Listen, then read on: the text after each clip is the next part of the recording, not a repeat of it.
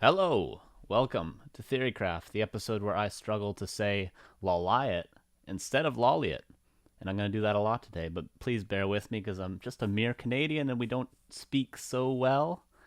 How you guys doing? Can you guys hear me all right? Can you see me all right? How's the green screen look? Someone said in the first episode, why doesn't he have a green screen? Well, I got one now and I had one last episode too, so I hope you guys like it. Hope it doesn't look too crazy. Hope it's good. I hope you guys are liking it. Um, they don't speak so welly. Yeah, that's right. So last week was community replay review, which was a lot of fun. It's we're getting more and more replays every month, and I hope we can get to the point where we're getting enough replays that I can even say like, hey, this month it'll be a themed day. Maybe you do some sort of cheese strategy or like a strategy that we've gone over. Maybe a strategy from today, and I say, hey, just if you're an orc player, play your off race and play night elf, and send me a replay, and we can go over like a specific sort of theme for those episodes. I hope we can get to that point, but for now, it's just whatever replays we get. But as we get 6-7 months into the show, if we make it that far, I'm hoping we can get to that point with the community replay review. So that was a lot of fun last week. So thank you to everyone that sent them in. Thank you guys for hanging out, and hope you guys learned something, because it doesn't always have to be pros to learn something, right? But it will be a pro today, of course. Next week is, of course, the last Thursday of the month, so we have an interview, and I'm very happy to announce that this month the interview will be with Todd. Really excited for that, man. So excited. It's so cool that he's doing this. It's so cool to have the opportunity to interview people like this. The thing with Todd is he came to this game after being in StarCraft for such a long time, after being in Warcraft for such a long time, and he was really just a competitor in Warcraft. He was a player. He was a top player in Warcraft, and he goes to StarCraft, and he's a top competitor there as well. But he's also like an OG tier 1 broadcasting talent, which is so interesting, and I don't think he gets the respect he deserves in the scene for being such a legend at the top of some of the biggest esports broadcasts ever. Just absolutely crazy. So I'm hoping to get some respect put on his name. He's an absolute legend, and I'm doing my research, and I'm gonna hopefully do the interview justice, as I hope to every single time. So tune in for that next week. He did do a 5-hour long 2-part video, which is on his YouTube channel, youtube.com/Todd, going over his history, his whole tournament history. He did that about a week and a half ago. So if you're on YouTube, I'll link it in the description. If you're on Twitch, you can, I'm sure, find it. If you go to his Twitch, you can find his YouTube and the link to all that. I'd recommend you guys watch that if you're interested in listening to the interview next week, because I'm going to try to keep it in tangent with that, and I'm going to try to not overlap too much and go too in-depth into some of the stuff that maybe he's already spoken about. So, if you have some extra time on your hands, maybe go check it out. But it's not, of course, a requirement. We're going to talk about a lot of other stuff as well, I hope. So that should be fun. I'm really excited for that, man. Really excited. All right. Anything else to go over before we jump into today's episode? I don't think so. I think that's everything. That's everything. As always, leave me feedback, on Twitter, the Back to Warcraft Discord, the YouTube comments. I always read them all. And it's been really positive, but it doesn't always have to be positive. People have wanted things to change. They said, why don't you cover the timer and the replays? I don't want to get spoiled on when the replays are going to end. I did that. Someone said, get a green screen. I got a green screen. So if there's more stuff you guys think could be done to improve the show, I'm always happy to do it.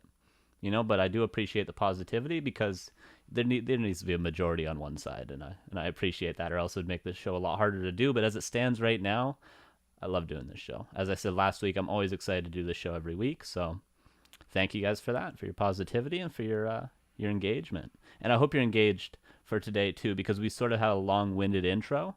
Might be the longest intro we've ever done. It won't be too crazy, but it's gonna take our thinking caps to be on. But if you're on YouTube, there's timestamps below. You can skip it if you want. If you're on Twitch, you people are just gonna have to wait. Yeah. All right. So today is an interesting episode. It's more of a concept, really, than anything. Oh, let me do this really quick. It's more of a concept than anything. Properties. Gonna do this. Apply. Okay. Good. There we go. It's more of a concept than anything.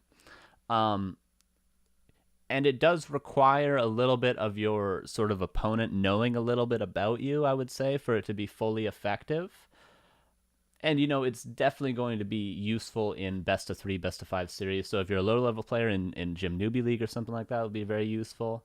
Or if you play in any sort of leagues at all, if you're playing in tournaments like the Skill Silver Cup or the Skill, 2400 and below Cup, this will be really useful in best of 3, stuff like that. But yeah, it's more of a concept, really. In other episodes, we've, of course, like in the Hitman episode against Crippler, we went over the specific steps of one strategy.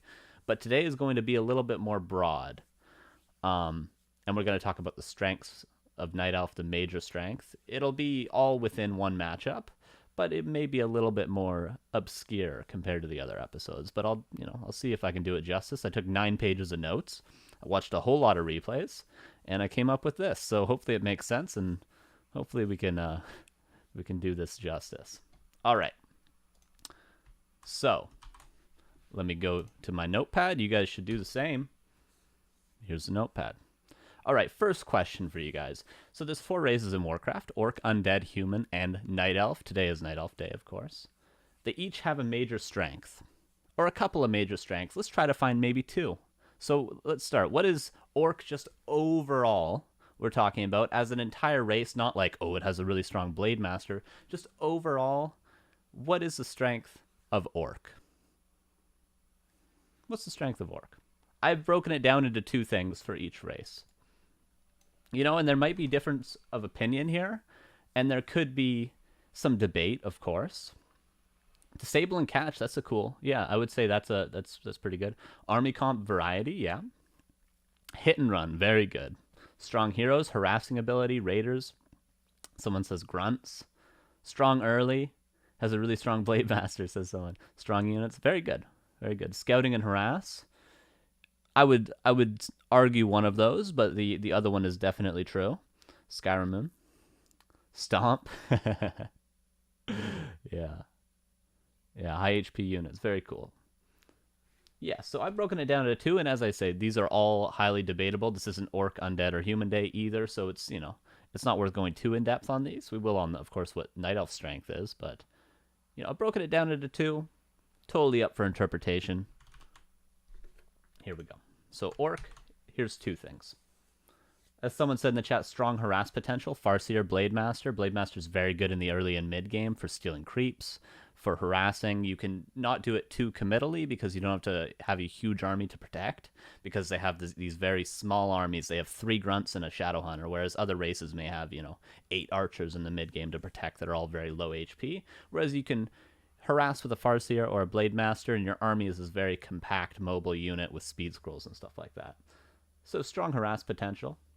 And good comeback mechanics is a very good thing with Orc. They can play hit and run because they have raiders, they have bat riders, they again have this harass potential. They have Tiny Great Hall, which is a comeback mechanic. If you're very far behind, you go tier 3 and you get an expansion. If your opponent's had an expansion for a long time, you get a Tiny Great Hall. Very good comeback mechanic in that item. And then TP force and speed scroll, stuff like that. You can get away from fights if you're not going to win it. You can force your opponent to town portal. Someone said good lockdown. And that's part of being able to get out of a fight that you wouldn't otherwise win. So you have ways around just my army fights your army, and then someone wins the fight and someone GG's out, which is the major strength of Orc, I would say, overall. And they have a very clear strength, which is that good comeback mechanic way of playing. Linguagua is a player that's been very good at that. When he's very far behind, he'll just play hit and run, and we saw a game of him against Yumiko and Echo Isles, which is, I think, one of the highlights of 2020, where he just played hit and run, and he ended up winning the game when he was horribly behind. Right? Okay, so there's Orc. What about Undead? Again, could be debated, but I broke it down into 2. What are some strengths of Undead? Overall as a race we're talking about, not Crypt Fiends are really good, not... overall, what are some of their strengths? More thematically than anything, right? Undead weak, says someone. That's easy. Coil Nova. Yeah, you could put that into the category of comeback mechanic as well, right? You could put that into the category of comeback mechanic. Having Coil Nova, being able to force town portals with that and stuff. Undead nukes mobility, I would say that's definitely true. Timing pushes, that's a cool idea as well. Turtle and tempo play is good. Yeah, all very, very good points. And these could all be put down as well. just because I'm not putting them on here because I wanted to keep it succinct, because again, this isn't an episode about undead or human or orc. I just wanted to have a couple of points just so we sort of got the general idea. These, of course, are all very good points that could also be on here, but I just sort of threw two. Just threw two. Here we go. Do.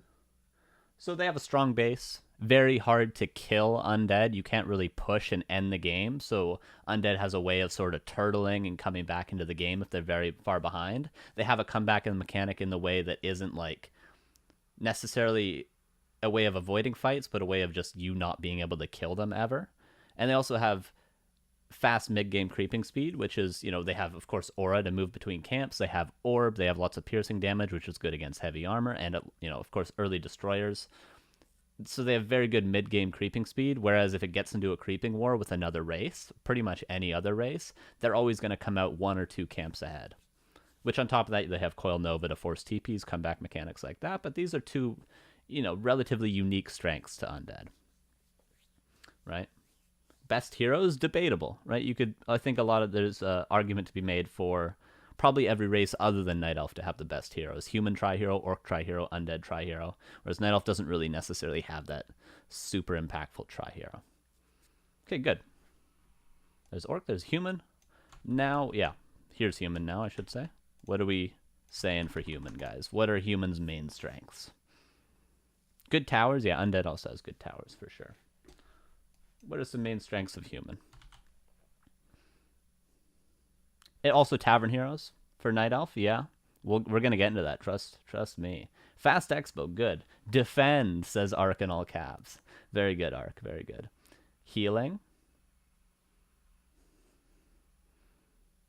Fast build, flexible units, very good. Turtle style, late game, also very good. Nice, guys, very good. Brilliance, yeah, very good. Militia, clap. Stability through all tiers, awesome. Tier 3, very versatile race overall. These are all very good points. Great hero synergy, yeah. Good unit composition. Insane unkillable tri-hero, for sure. All very, very good points that you guys are making. I broke it down into 2. One of them could be expanded into a bigger point, but I think this is what you guys generally said. Fast expansion, of course, is very much like strategic diversity. You can either expand or play one base. Human's viable with both, and the expansion's very strong. You can total it up, get towers, have a very good Sim City. It's, of course, the fastest expansion because it can be power built. And this goes hand in hand with the second strength of Human, I would argue. They're strong if left alone. So if the game just goes... You remember in the Brood War days, what was it, 15 minutes no rush, 20 minutes no rush? If you do that against Human, as any race other than Human, Human has the advantage. If you let Human macro up to their ideal army, if you let them get this quick expansion, get their heroes crept up, you know very well, Human against Undead, if Human's able to get 4-3-3 heroes against Undead, the game's pretty much over if their expansion is still alive. So if Human is left alone, they're extremely strong if they're able to get their ideal army. Can be very hard to beat Human in the later game. But if you don't leave them alone, like Farseer harass, Death Knight harass, Cryptlord harass, Keeper of the Grove, Warden harass, you can see all the strategies against Human are tailored to sort of annoy them and force them to not be able to get their ideal late game army composition. Warden blinks in and kills peasants. Farseer comes in and kills peasants. It's always slowing the Human down because if you're on an even keel with them, they're going to be ahead. So they're strong if left alone. Is a really big thing with Human, and that's really how strategies are tailored to defeat Human, is not leave them alone the whole game, which can be frustrating if you're a Human player, I'm sure. Night Elf. Okay, someone in the chat's got to get it. What is Night Elf's big strength as a race? I only put down one because that's going to be the topic of today's episode, but let's see what other ones.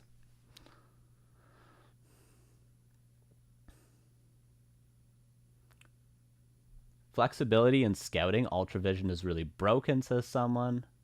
Shared upgrades. No micro. MGs. Mobility. We're thematically. Versatility. Beautiful. Beautiful.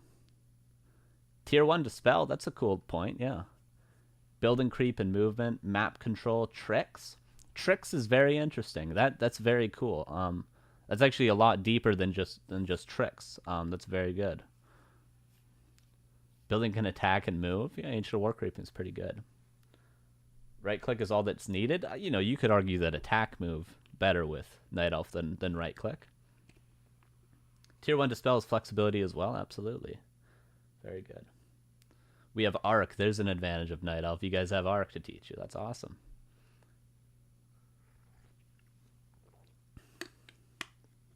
Yes. Best support of neutral heroes with Moonwells. That's good, and we'll talk about that a little bit. Moonwells, very good. So I broke it down to 1, which sums up a lot of what you guys are saying. And the 1 is, and that's the topic of today's episode, good voice acting. Big brain players, Orb of Venom, eyebrows and long ears, Jesus. All right. Strategic diversity. Whoa, what does that mean?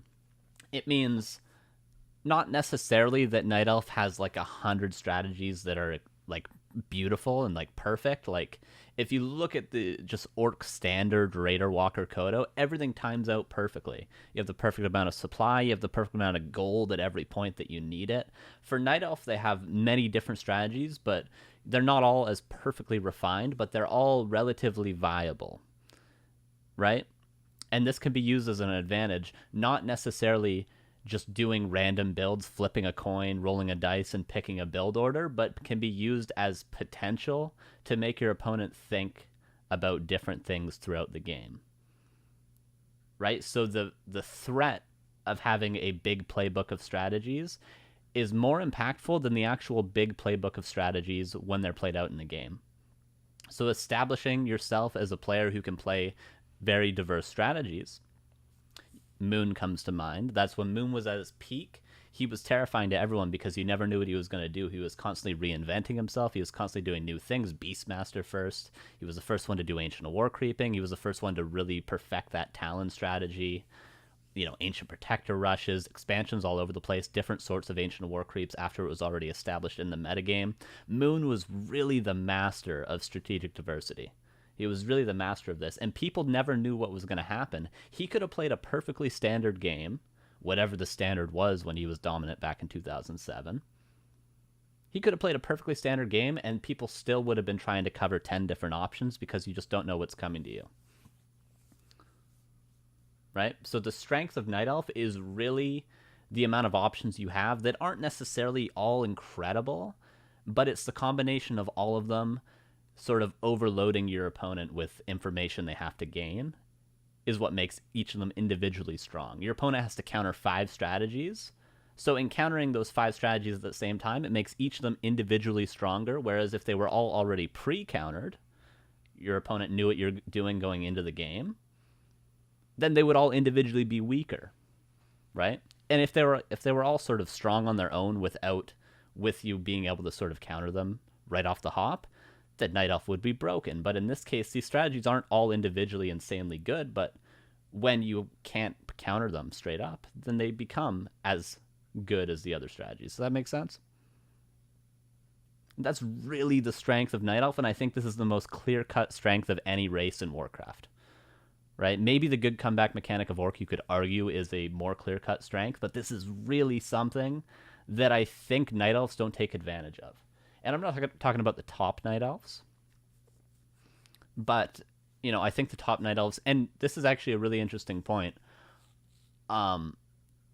a lot of the time, people meme about Night Elf players, right? They meme about them, and they say, what are they doing? They're just doing random stuff. They meme about players like Sonic that seems to just sort of do crazy stuff all the time. But you got to really respect that because he's playing to, in my opinion, and I might be wrong, in my opinion, what the main strength of Night Elf is throwing your opponent off and doing all sorts of different stuff and having the ability to do lots of different things, but not necessarily always doing them. Having the discipline to stay to one strategy, but then also show that you have many strategies. The idea of if you're a human player, you play standard for 2 games, and then the third game in a best of 5, you just Firelord Tower Rush out of nowhere. And then your opponent's going the next time you play them, oh my god, he Firelord Tower Rushed me that one time. I have to be ready for that. I have to play more safe. And then just in doing this strategy one time, your opponent plays safe against you for the rest of time because you've shown you have the capability to do this wacky style that he wasn't aware of, but now he has to account for.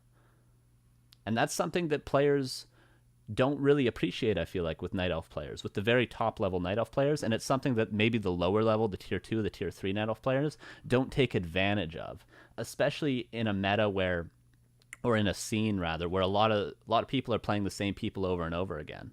If you're in North America, the same 8 players are playing each other every week in every single tournament. So there's sort of a metagame established within the players themselves, right? You're not playing random people all the time. You're playing this person with an identity, and if you develop your identity as someone who can do all sorts of things, such as Moon did when everyone was terrified of him in 2007, it gives you a huge advantage that you don't even really need to do anything to gain. You just need to have diverse strategy, right? So this is kind of a weird concept, but I think it's very important. And I think this is really playing to the strength of Night Elf if you take advantage of this. So that leads me to the title of today's episode. LawLiet's Dynamic Style versus Orc. What does dynamic mean? It means you change up a lot. Why against Orc specifically when I said this is a strength of Night Elf overall? Well, there's one thing that Orc is sort of weak with over other races. And this could be debatable again, right? It could be, but I would say, honestly, scouting is Orc's weakness. Scouting is Orc's weakness, not because Blademaster isn't very good at scouting, and Farseer, of course, very good at scouting, but you're not going to go Farseer normally against Night Elf. But Blademaster is not actually that good. You think of the amount of commitment that you have to put into scouting with a Blademaster, which is very good in the mid-early game, but you're committing the bulk of your army. Blademaster is most of Orc's damage. You're committing the bulk of your army to get this information. Whereas other races, you think about human, they can commit a footman with invisibility. Night Elf has wisps all over the map. Undead can go for shades. They can go for skeletons. They can very easily get a scout acolyte. Nowadays, Orc gets that scout peon, which is very nice for them, but that's really all they get. Other than that, they have to commit, again, the bulk of their army, being the Blademaster, to get a really crucial scout in. Whereas, other races can really do non-committal scouting in the way of footmen and skeletons and wisps. So this strategic diversity that I'm talking about is extremely effective against Orc in particular, although probably effective in all the matchups. And maybe we can talk about that more in the future. Right? Does anyone have any questions so far? Does this make sense? Is it confusing? Hope not. Does it make sense why this is a strength of Night Elf in my opinion, and why it's particularly good against Orc? Is it good? Is it good? Is everyone following? Is everyone following? I have a question. What shampoo do you use? Tresemme. Tresemme. It's correct. That's what I do believe. Really? Well, I hope. I'm following Carson. Protoman, Warcraft 3. Appreciate you. Good. Good. Good. Because sometimes we'll just say, here's a cool strategy that's really good against this race. Here's step A, B, C, D, E. Here's how you do it. You build your altar at this time, whatever. You build your barracks at this time. But, today's going to be a little bit more, avant-garde, right? It's almost about the game within games, if you will. All right, so let's start talking about some strategies for Night Elf. So here's the map pool. I put an 8-map pool. You could argue there's a 9-map pool right now with Autumn Leaves, but, in the tournaments that LawLiet is playing, this is about the map pool that we're seeing. This is about the map pool that we're seeing. So Northern Isles, Concealed Hill, Last Refuge, Terranistan, Amazonia, Twisted Meadows, Echo Isles, and Turtle Rock, in no particular order, of course. In no particular order at all are those maps. But yeah, so here's the standard map pools that we're going to see in most tournaments. Generally, of course, in tournaments, we'll see 7-map pools, though. So one of these would be removed. Generally, Twisted Meadows and Turtle Rock are flipped back and forth. So these are the 8 maps that players have to develop strategies on, right? And you have to develop counters to strategies on each of these maps, although you do have typically a couple of vetoes. Typically, Orc will veto Amazonia and Twisted Meadows against Night Elf. And Night Elf, Terranistan, maybe EI, TR, TS is generally a good veto, but Night Elf has the advantage in this matchup of not really needing to necessarily veto anything. They can do more comfort vetoes in best of 3s and best of 5s. Veto, of course, mean to remove a map you don't want to play in a series. They can do more comfort picks for what maps they do and don't want to play, right? Okay, so the first question, we'll go over heroes to start. What maps, again, up for debate, you could say all of them if you want, and that's totally fine. It's up to your style, but typically what maps do we see Demon Hunter on? What maps are Demon Hunter viable on of these 8 maps? Carson pronouncing LawLiet's right? What happened? Just about an hour ago, I said it about 10 times in the mirror so that I wouldn't forget. TS, very good. TS, LR. Arc says none. Totally valid. Totally valid. It might be none. It might be all. Some people, Sceny, Elegant, Colorful, they'll play Demon Hunter on every map. But then some people, Moon, for instance, he doesn't play Demon Hunter ever, really. He plays it on Last Refuge sometimes. TREI, LR, AZTSEI, I would say, all totally valid. All totally valid. Here's what, sort of I think. But again, it's up for interpretation, and it's not too important. The point is that I'm more trying to make here that there is maps where Demon Hunter is viable, as well as other heroes. So here's sort of what I would say. But again, totally up for interpretation, totally up to different opinions. So Last Refuge has, of course, been very standard for Demon Hunter Talons recently. Terranistan has always been classically the best Demon Hunter map. You get an early consumable. You can fight in the middle for over those the permanent items. Amazonia is good because it's just very good against Orc overall, so it's a very strong map. And Turtle Rock, kind of newly introduced to the map pool, but I do think it's a very good Talon map. Lots of heavy armor creeps that you can test in the mid-game. You can't really creep level 3 too easily, so you can more easily pressure. Of course, with the Beastmaster 2nd, you can go for tier 2 cancels. You can pressure the Orcs creeping. Contest for the wards with mana burn, all that good stuff, right? So I would say Turtle Rock up for debate, but it's probably a good Demon Hunter map. Maybe you'd say none, though. Maybe you'd say none. Okay, so those are some of the maps that are, good for Demon Hunter. About 4 of the 8. Turtles Rock. Oh, whatever, dude. Here. Jesus. Here, I'll remove the S on all these, Ricky. There you go. Are you happy? All right. Now, what maps are viable for Keeper of the Grove? What maps are viable for Keeper of the Grove?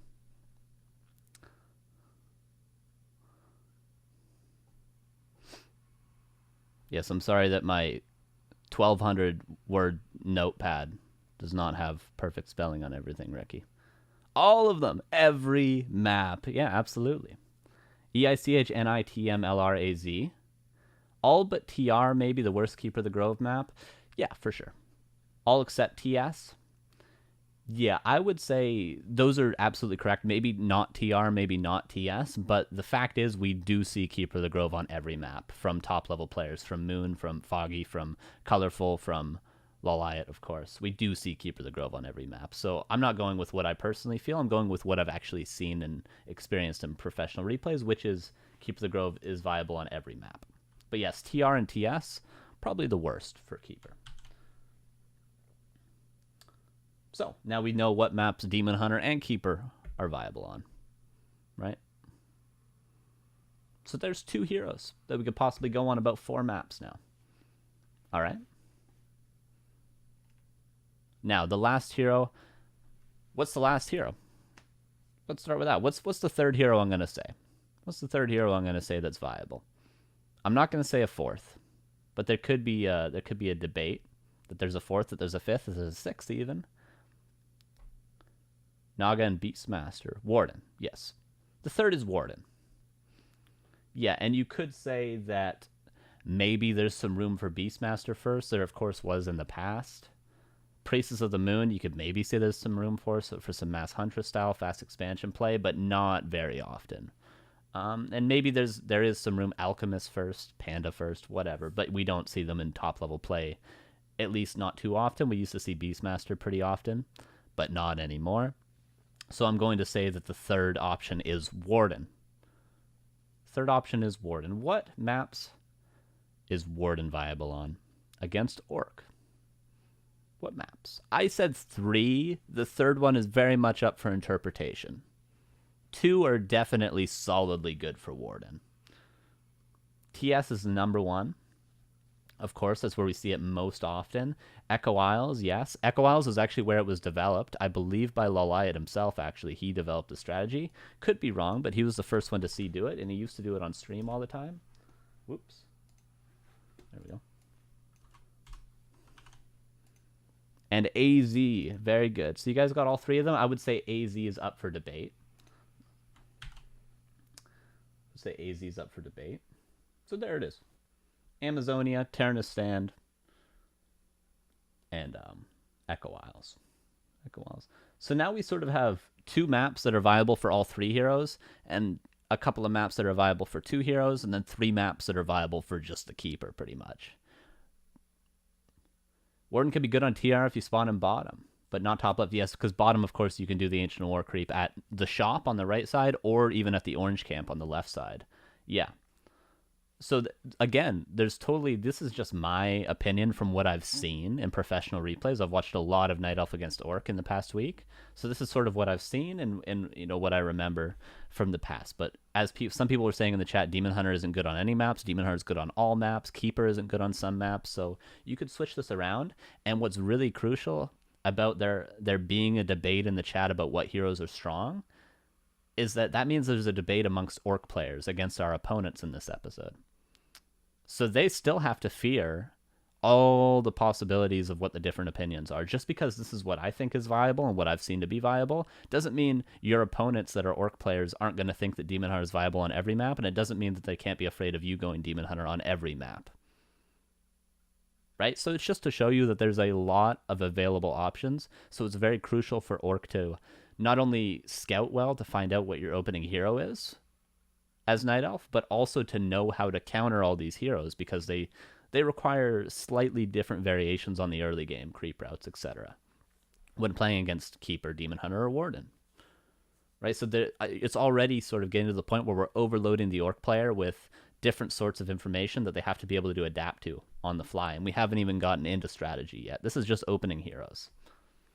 Right? Does that make sense? So here's sort of generally the outline for heroes we can go. All right. And I said it was going to be a long intro, and trust me, it is. Trust me, it is. Keeper, of course, is the most viable. Demon Hunter, second most viable. Warden, third most viable. Right? Keeper, you know, is the best, for sure. Keeper is the best. And you should probably, as a Night Elf player, learn to play Keeper before you venture off into different strategies. I would recommend that as well, because you should always start with the most standard. If you're a human player, you should always really perfect Archmage in every matchup before trying things like Paladin, Mountain King first, Blood Mage first on Amazonia. As an Orc player, you should probably go Blade Master in 3 matchups, Farseer in the 4th, right? And just really perfect those styles. And of course, as Undead, you should perfect Death Knight first before you really switch out. So I would recommend, as a Night Elf, get really good at Keeper, pure standard, and then venture off to Demon Hunter to Ward and things like that. Which is why Night Elf is really a hard race to master, because there's so much to learn about it. Okay, cool. So we've talked about heroes. Now let's talk about units. So what are the 3 production buildings that we're most typically going to build units out of against Orc? Pretty simple, right? There's only 4 production buildings for Night Elf. So what 3 are we going to use? What 3 are we going to use today? Mass Hunts. AOW, Lore, Wind. Very good. Very good.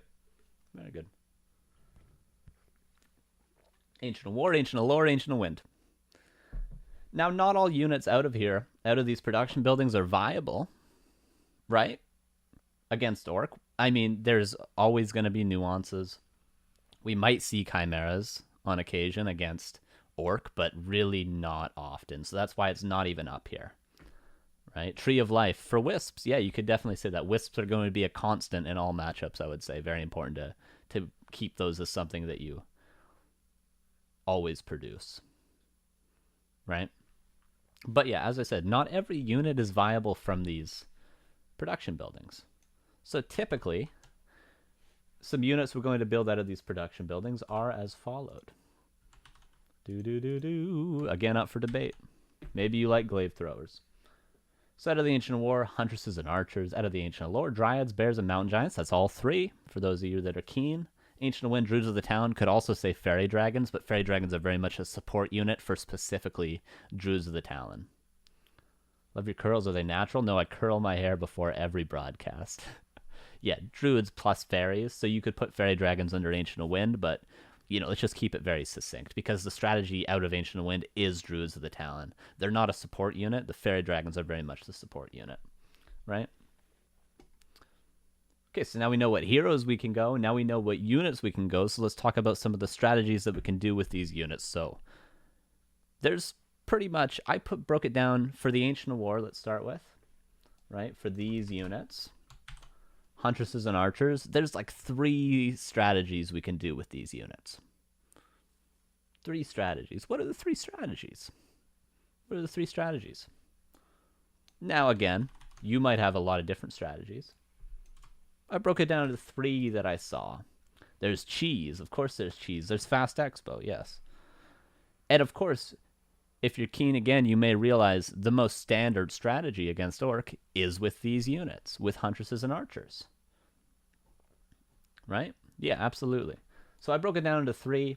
Maybe there's more, maybe there's less, but these are about the 3 that you should be familiar with as a Night Elf player, that you can find replays of professionals doing, for instance. So, of course, the first would be standard Archers, Huntresses with an Alchemist second. So this is, you build 1 Archer, you Ancient of War creep with that 1 Archer. Before you tech, you put down a Huntress Hall and a second Moonwell. Then you tech, you go into about 5 to 6 Huntresses, you get an expansion up, with Keeper of the Grove, of course. And then once your expansion's about to finish, you get a second Ancient of War, you pump Archers, you get an Alchemist, you eventually go tier 3. It's mostly Huntresses and Archers. This is the most standard style. Right, and then of course there's just mass Huntresses. You could stay tier 1.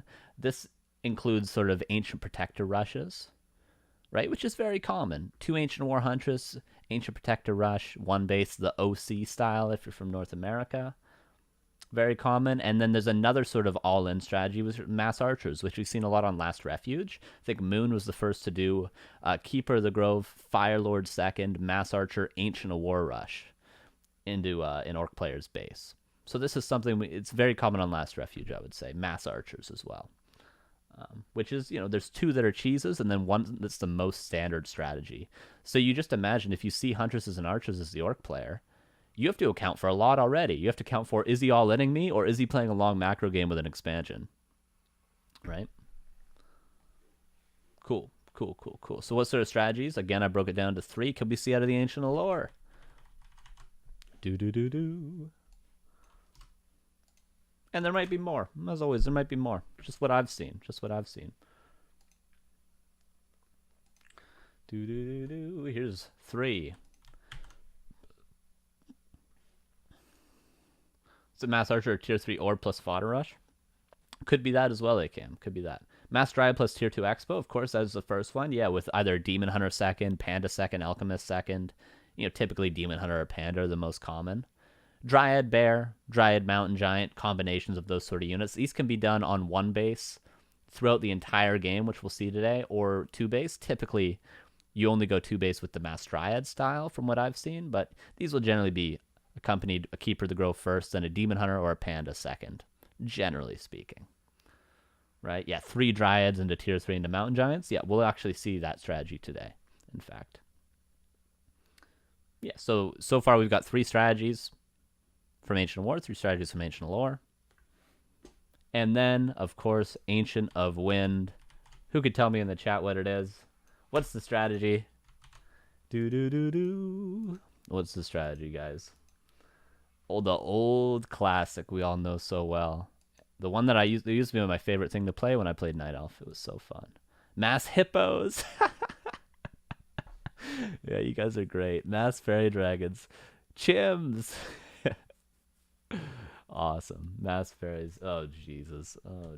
Okay. Well, we tried, guys. Druids of the Talon. This can be, of course, done with Demon Hunter first, which is the most classical approach. Demon Hunter, Beastmaster, Tinker. Demon Hunter, Keeper, Tinker.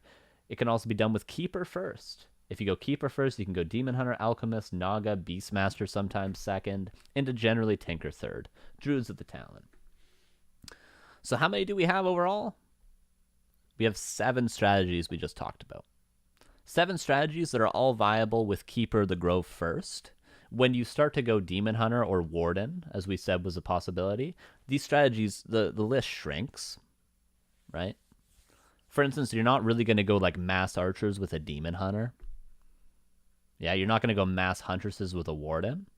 But, a lot of these strategies are still viable. Dots are still viable with Demon Hunter first. Any of the lore strategies are viable with both Warden and Demon Hunter. But, it shrinks a little bit when you're not going for just Keeper of the Grove. Right? Elf seems really complicated. How can anyone remember all these strategies? Yeah. And, the point of this episode today is not necessarily to say you need to learn all these strategies. I'm going to show you step by step how to do all of them. It's to say the strength of Night Elf is that all these strategies exist and that you should be working towards a goal, which is understanding all the variability of Night Elf and not necessarily mastering all of them, but sort of understanding how to pull them out at certain times when you need to, depending on the strength of the map, depending on the strength of your opponent. If your opponent's very weak against Talons, maybe you'll do that. Shout out to Hitman. So it's the ability to be very malleable and change your strategy up on the fly and to threaten your opponent with multiple strategies at the same time. But it takes a long time to fully understand all the nuances of every one of these strategies. We're talking, 12 strategies probably against Orc, possibly. Debatable. Maybe it could be less, maybe it could be more even. But we're talking a lot of strategies, and most people spend their whole lives perfecting one strategy. Looking at you, Happy. Right? Orc players used to only play Raider Walker back in the day, in every matchup. Most people spend their whole lives perfecting one strategy. Now I'm saying, perfect 15. It's easy, forehead. But yeah, the general idea is just to get you familiar with this core strength of Night Elf for today's episode. All right. We're almost through, guys. We're almost to the replays. So now, with all this in mind, because it's overwhelming for you Night Elf players, but imagine how the Orc feels now. Imagine a day in which you can play all these strategies. You can do all 3 opening heroes. You can do all 7 of these strategies with different heroes, depending on the strengths of the heroes themselves. You can do different secondary heroes. You can do different expansion timings if you're going for an expansion. You can do different sorts of all-ins with Ancient Protectors. Imagine a world in which you can do all these comfortably. Not perfectly, but comfortably. How does the Orc player feel in these shoes? What does he need to scout for? What does he need to be ready for? What does he need to counter all at the same time? And we already mentioned, Orc has really weak scouting. Not in the early game necessarily, but in the mid game and the late game. Very committal scouting. Right? So they need to scout for all these things. And probably more, but all these things for a starter. So they need to scout for your starting hero, Keeper, Warden, Demon Hunter, what is it? Because I need to do a different opening creep route if I'm the Orc player, probably. Right, there's probably some nuances to the opener. I shouldn't just do the same opener against all 3 heroes. Against Keeper, you might want to deny an expansion. Against a Demon Hunter, you might want to play more safe. Against a Warden, you definitely want to stop him from getting level 3. So there's different openings that you need to do as the Orc to counter the Night Elf's opening, right? Against Keeper, you might need to stop them from canceling your second burrow or harassing peons. Right? Expo timing and placement. Of course, Night Elf can put their expansion anywhere because they can walk into the expansion. So you need to have a wealth of knowledge of where they can possibly build their expansion. It's about 3 spots on every map. And you need to scout all those for quick expansions. And you need to know when they're going to put it down. Are they going to put it down before they attack, after they attack, on their way to tier 3, while they're pushing my base? While they're all inning me? Are they going to put it? There's many different timings, right? Hidden APs. Of course, we mentioned there's a lot of cheese. So you need to be ready for them to hide APs outside your base. Hidden APs is also something we're going to talk about in the most standard Huntress Archer strategies. They hide 1 Ancient Protector to protect their expansion so that they can get it up without it being canceled. So that's another thing you need to scout for very actively as the Orc in the early game is hidden APs. Am I getting cheesed? And is he hiding one just to get his expansion up?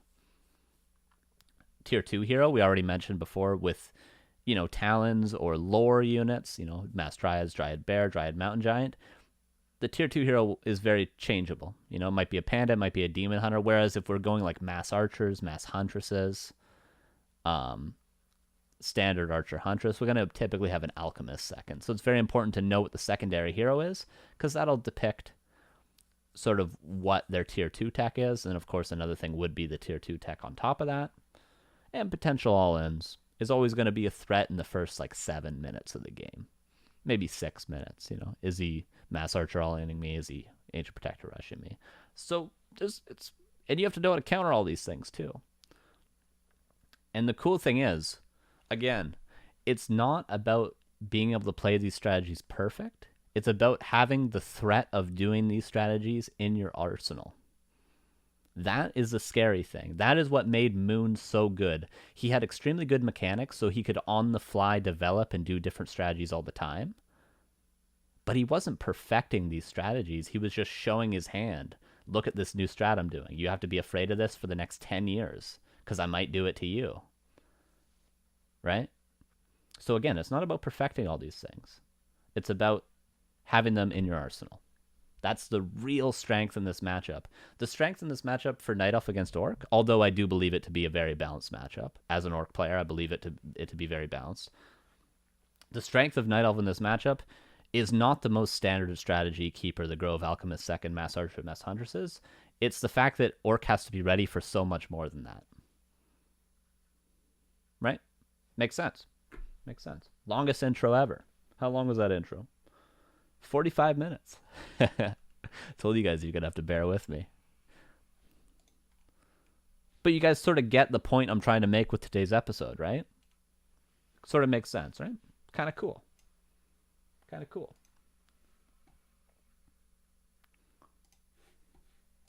Kind of cool. So now we can finally jump into the first replay of today. We're going to watch 4 replays today. All of them are going to be Keeper the Grove, first hero for LawLiet, versus varying Orc opponents. Soin in focus. And with this Keeper the Grove opening, he's going to do 4 different strategies. And we're going to watch him juke and jive and fake his opponents out time and time again with expansion timings, with tech timings, with different pushes, with different army compositions, with different opening creep routes, Ancient of War positionings for the opening creep route. We're going to watch his opponent have no idea what's going on constantly. And his opponent overreacting to things that LawLiet has done in the past as well. Right?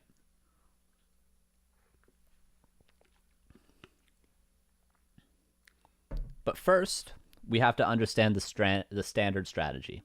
So we have to understand what is the most typical thing we're going to see. If I were to go into a game and you were to tell me, okay, here's a Night Elf player, here's an Orc player, they're both pretty decent.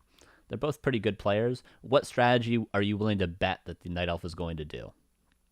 It would be this strategy, which is what I mean when I say standard, the most typical strategy. All right.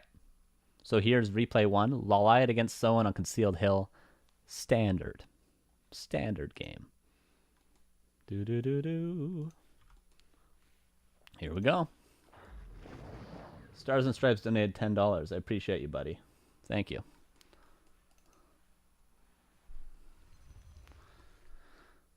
All right.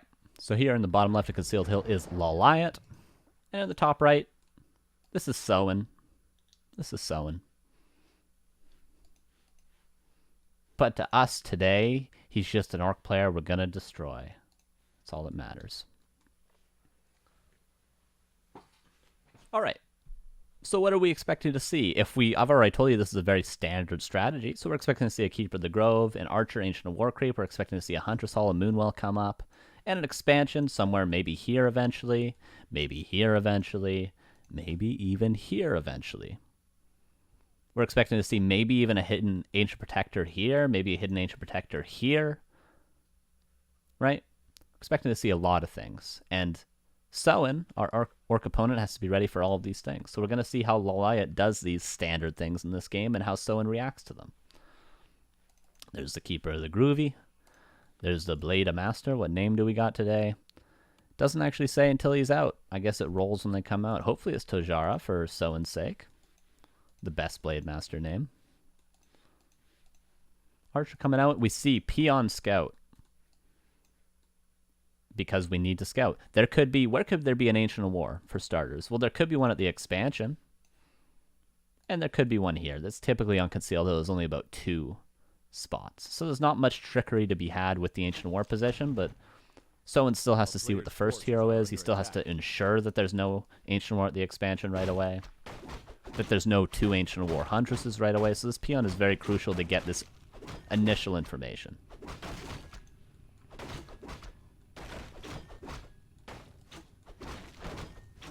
Keeper of the Grove comes out. What Blade Master did we get? Daisho. Probably the worst Blade Master name.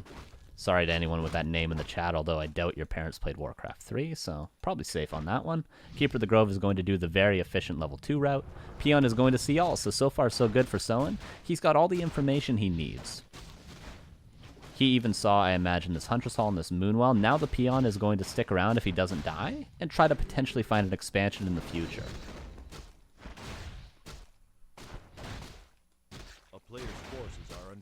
Soin is doing, this is pretty much the standard creep route. He took the item from this orange camp, and then he's going to creep the Priest and the Ogre Magi. That'll give him level 2. The Peon is being killed. Why are we killing the Peon? Because it's giving him information, and now Soin is officially in the dark. So now we pause the game. What is Soin thinking about? Well, he's thinking, okay, I saw he's going for a Huntress Hall, a second Moonwell, so I can expect to see some Huntresses. He didn't see the tech, though. He didn't see if there was a Wisp here, potentially building an expansion. There could be a world in which LawLiet pulls this camp and expands right away. With just this Keeper of the Grove, you can pull the big creep here, entangle it, kill it, and then finish off the rest of the creep camps and put an expansion down very early. And there is a world in which LawLiet can expand on Tier 1. There's also a world in which LawLiet could put down a second Ancient of War and mass Huntress. There's also a world in which there could be an Ancient Protector coming up right here, which we may even see in the future. So these are all things that now that Soin is in the dark about, he has to be thinking in the back of his head, these are potential things that I have to be ready for, despite not ever scouting them. A player's forces Pretty cool. are under attack. But Soin has enough information for now. LawLiet's getting the information that he needs, but he's expecting. He knows what's coming his way. He knows what's coming. Gonna creep up. LawLiet's happy just to get level 3 if unharassed. Just very happy to creep level 3. That's another thing that Soin has to actually find, is he has to eventually find the Keeper of the Grove to deny the Keeper from getting an easy level 3. Because we'll see what happens when the Keeper gets level 3 for free. We'll see what happens. So this is another thing that Soin has to be on top of with his one and only scout, the Blade Master, the Keeper of the Grove. Or he has to commit Peons or Grunts to do it. You can't, of course, commit Grunts because of Entangle, right? If this Grunt goes too far out when we don't know where the Blade Master is as the Orc, the Keeper could find it. So LawLiet is lurking in the shadows. He's building an Ancient Protector. And this Ancient Protector, if it gets up, we're going to build an expansion behind it. Right? But Soin is very aware, because again, this is a standard game. This is a standard Ancient Protector timing. And he bought a Staff of Teleportation to get back to cancel it. So nicely done so far. Soin to find all the information that he needed to find.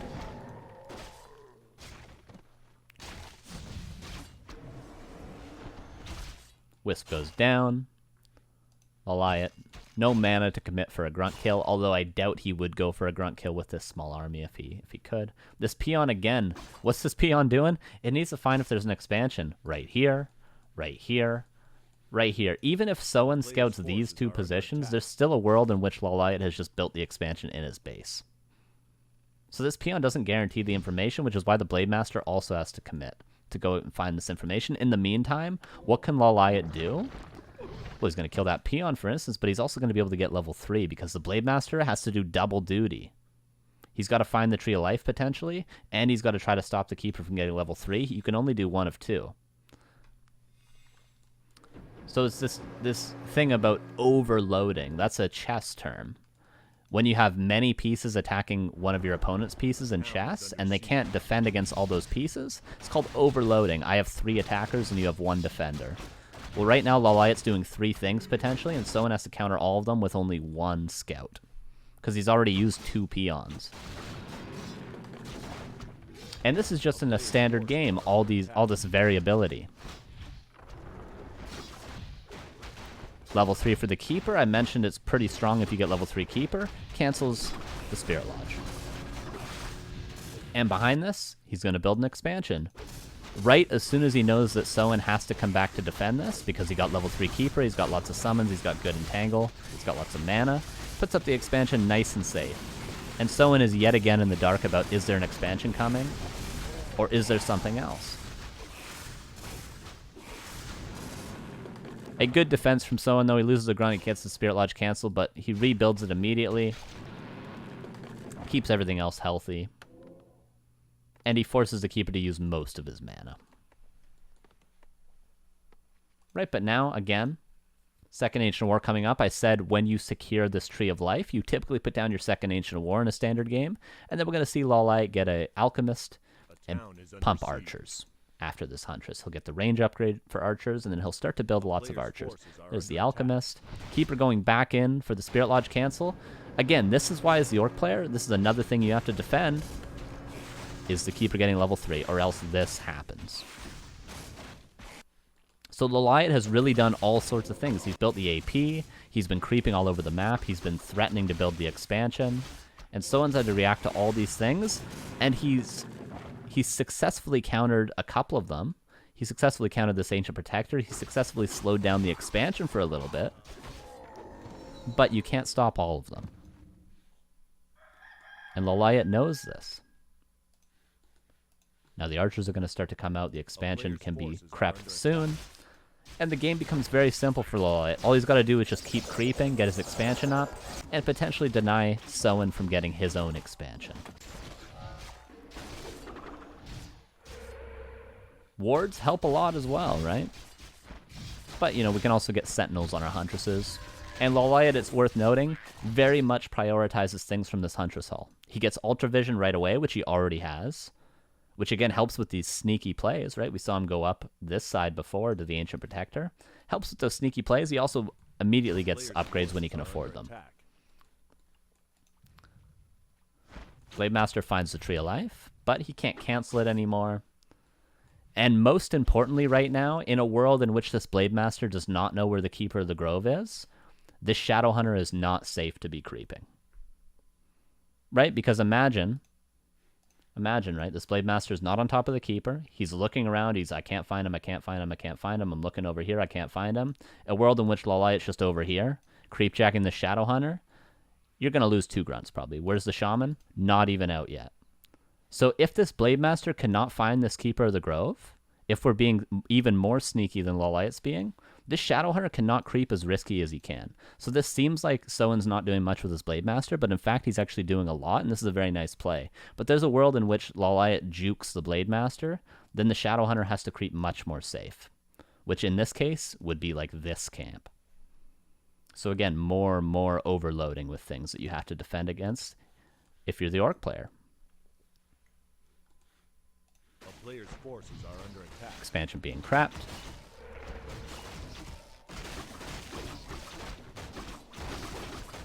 There's Sentinel, so the Blademaster is not going to threaten us. Staff will be used to get out. Again, really nicely done from Soin before. He's doing a lot of really good things to counter all these possible outcomes from LawLiet. But LawLiet's still managing, even if only 2 of his 5 plays work out, it's still very good for him because one of those 5 plays was, of course, an expansion getting up, you know, and another one was canceling the Spirit Lodge, which he did successfully twice. Tier 3 on the way out. Once the expansion is secured, you can go Tier 3. What do you get from Tier 3? Well, you get extra upgrades for your Archers, Priestess of the Moon, Orb of Venom. Lots of good things. Again, a nice play from Soin. He knows where the Keeper is, so he's going to take a very big camp while he can. But LawLiet's going to continue to creep because he doesn't have to do anything. As long as he denies Soin from getting an expansion, and he's got his own expansion, he's happy to just creep the map.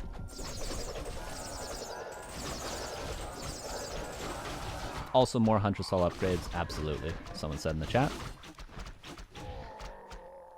LawLiet doesn't need to fight yet, but he's in a position to push, so why not? Why not? And I will note that at this point in the game, we're at 9 minutes and almost 40 seconds. The cards are kind of on the table. So this sort of overloading, you know, confusing your opponent, you know, playing a lot of different strategies potentially and your opponent not knowing what to do, all the cards are sort of shown at this point, right? Someone's found the expansion, he's seen the Alchemist, he's seen the Second Ancient War, I imagine. He's seen the army composition, so Soin knows what's going on. At this point, Soin can sort of counter this army, which how do you counter this army? Just pure Grunt Shaman, maybe a late Bestiary with a Kodo. So the cards are on the table, but up to this point, maybe up till about 40 seconds ago, Soin's been, you know, really having to think hard about all the potential things that LawLiet could do. Almost said the E-it instead of I-it, right? So at this point, Soin's no longer in the dark, but LawLiet's already managed to get a pretty good advantage from all these sort of split pushes and stuff like that, because he has an advantage in the way of an expansion.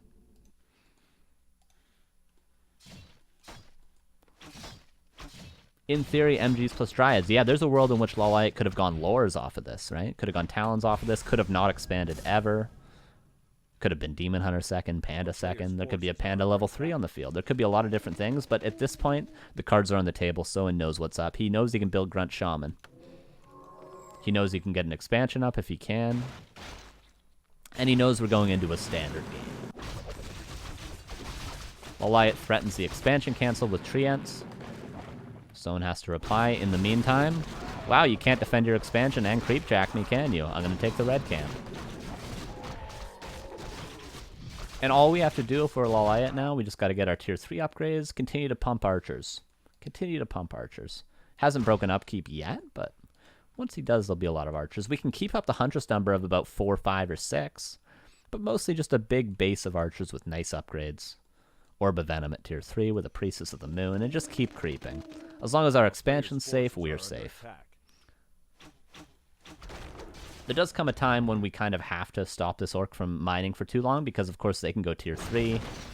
They can get very strong heroes in the late game. The Keeper does fall off, so there comes a time when we need to make a play, but this isn't the time yet because we've already scouted that the orc doesn't have an expansion up yet, so we're happy to just creep and mine on 2 base. Thorns on level 4 is an interesting touch. It's not the most standard thing, but Entangle level 1 gets about as much value at this stage as Entangle level 2.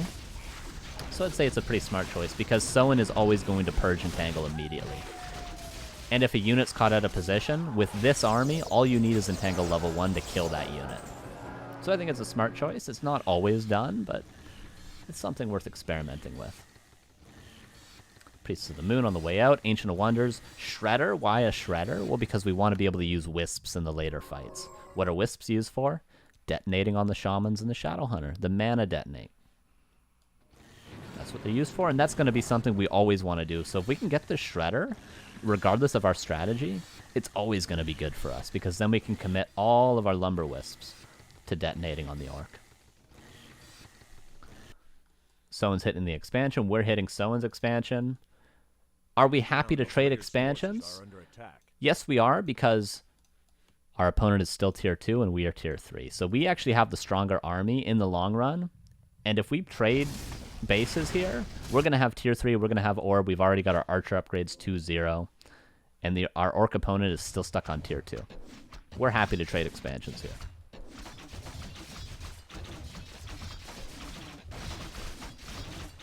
And that's what we're going to do. Detonating again on the Shamans, because why not?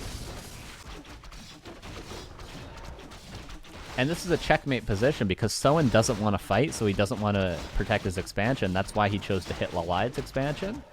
But LawLiet is again happy to trade expansions, or else he would have defended his own with this town portal that he has.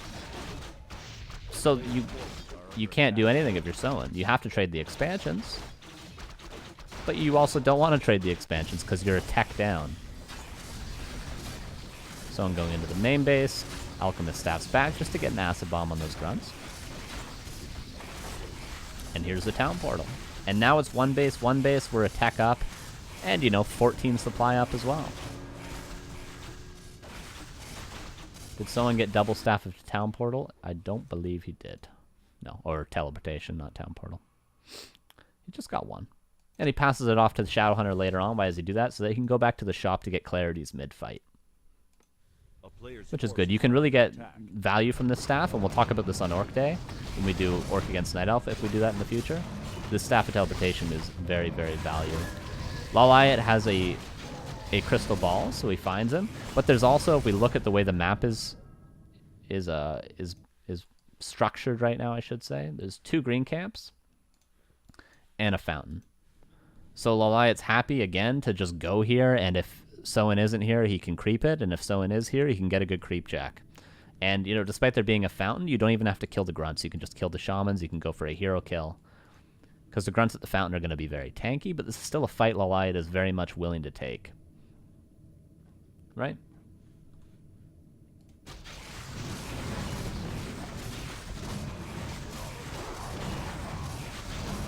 Creepjack, Shadowhunter, immediately purge. There we see why Entangle level 2 would not be any more effective than Entangle level 1. A lot of wards here, but we see LawLiet is just going to go for the Shadowhunter. He's going to get it. Heal Scroll is going to be wasted.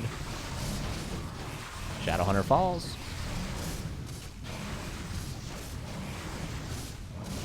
And we're re-expanding. If you look down to the bottom expansion, we're rebuilding an expansion because LawLiet knows he's in a good position. He's killed the Shadowhunter. He's in a position to win this fight as well. Nice lightning shield, but 2 shamans fall. We see just the power of the archers if the shamans are out of position.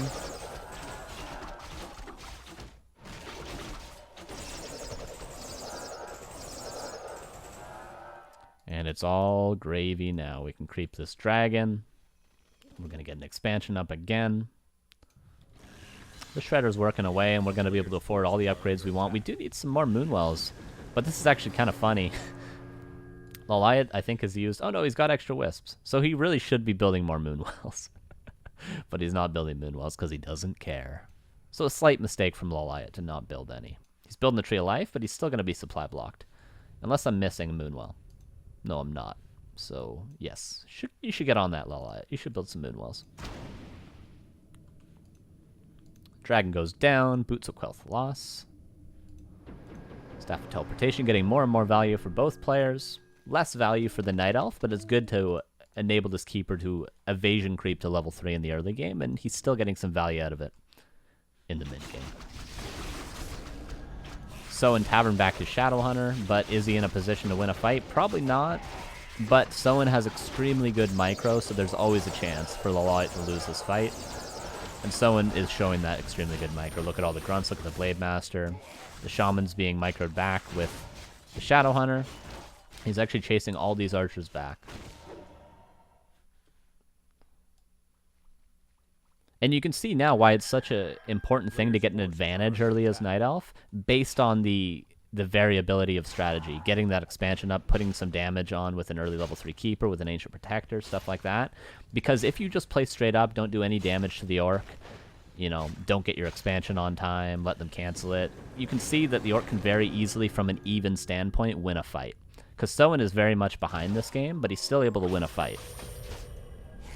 Just because of the nature of this matchup. You need to sort of have an advantage. You need to have an expansion for a longer period of time as the Night Elf. And how you get that advantage is through essentially confusing your opponent, I would argue. Worth noting also, this is just at the bottom here. This is what you need to scout for if you're the Orc. We went over these in the notes before. But yeah, this is just what Soin's thinking about in the early game. Keeper could fall. We're seeing the strength. You know, Soin's still able to almost win these fights. Greater heal pass. But he's going to have to TP out eventually. Question is, how many grunts is he going to get? There's 1. There's 2. Is there a 3rd? And there's 3. So he gets 3 grunts just for staying there a little longer. Very nicely done. The expansion is mining away again. That aggression wasn't necessarily to win the game for LawLiet. It was just to buy time for the expansion to get up again. Because what are these Huntresses also very good at? Well, they're also very good at attacking buildings because you can't repair the buildings due to the glaive bounce. Right, so you really have to respect this sort of base hitting from the Night Elf. Which is why Soin had to defend, which is why Soin had to allow this expansion to get up again. LawLiet's still yet to build Moonwells. But he's, you know, he can invest his gold into other things.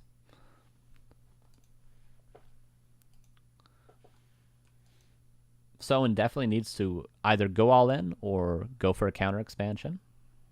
But I doubt LawLiet's going to let either of those things happen. Shredder's still working away. Not even a lot of Wisps use this game. I know a lot of Night Elves struggle to use Wisps constantly, and LawLiet really hasn't used a lot this game at all. A couple of times, but not overly using them. It's been a very simple game so far by LawLiet. This is a very standard game, but he hasn't done anything crazy. The Ancient Protector got canceled. The expansion was late. He just sort of crept and then took some basic fights, and he's in an amazing position. Why is he in an amazing position? Because someone has to respect him so much early. I would say the biggest play was getting those 2 Spirit Lodge cancels.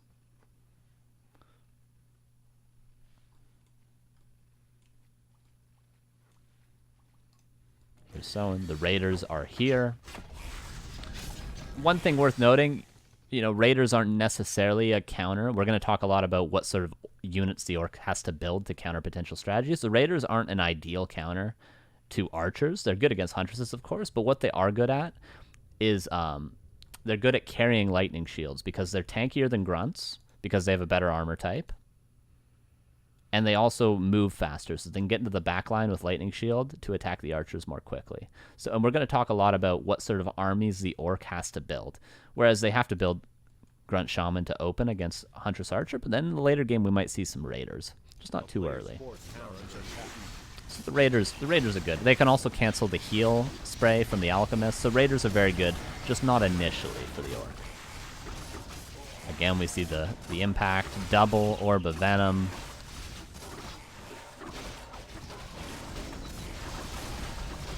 But there's just not enough stuff for Soin.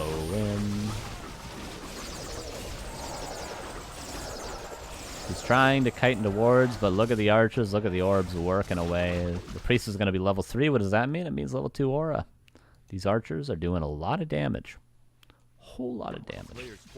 26 to 34 damage. Soin trying to expand again, but LawLiet's always in a perfect position. Once he wins a fight, he can go and cancel that expansion. These wisps are just going to chill with the army. They don't need to be on a tree. You got plenty of wood. You can just command them on an archer, something like that. Keep it simple. Keep it simple for yourself. You don't have to do any miraculous micro plays, nothing too crazy. You just need to understand your timings, your creep routes, the depth of the strategies that you have available to you, and you put yourself in a very good position. This wasn't crazy from LawLiet. Nothing was crazy. He's extremely good, but there was no crazy micro. Just very, very standard. And we see him just dominating Soin. Shadowhunter dies again. Nothing crazy, right? Nothing crazy. Priestess is level 3. Look at the damage on the archers. And look at the supply. Look at the gold. Soin has 1,000 gold. Would that 1,000 gold for 4 more units make a big difference here? No. No, it wouldn't have. And there's replay 1. So that's the very standard game. That's, again, if I were to bet on a game what the strategy would be from the Night Elf, from the Orc, that's what I would bet on. The most standard, most typical strategy. Right? Makes sense, right? Makes sense. And we saw already there's a lot of different variability. I'm going to say variability a lot today, but such is the topic of the episode. There's so many things that Soin had to account for. Where was the expansion? When was the expansion coming up? Where was the Ancient Protector? Was it coming up at all? What was the tier 2 tech? Was it Lores? I have to confirm if there's a second Ancient of War. What was the secondary hero? You know? Is he going to hit my expansion? Is he going to defend his own expansion? Is he just creeping the red in the middle while threatening to kill my expansion? Know what I mean?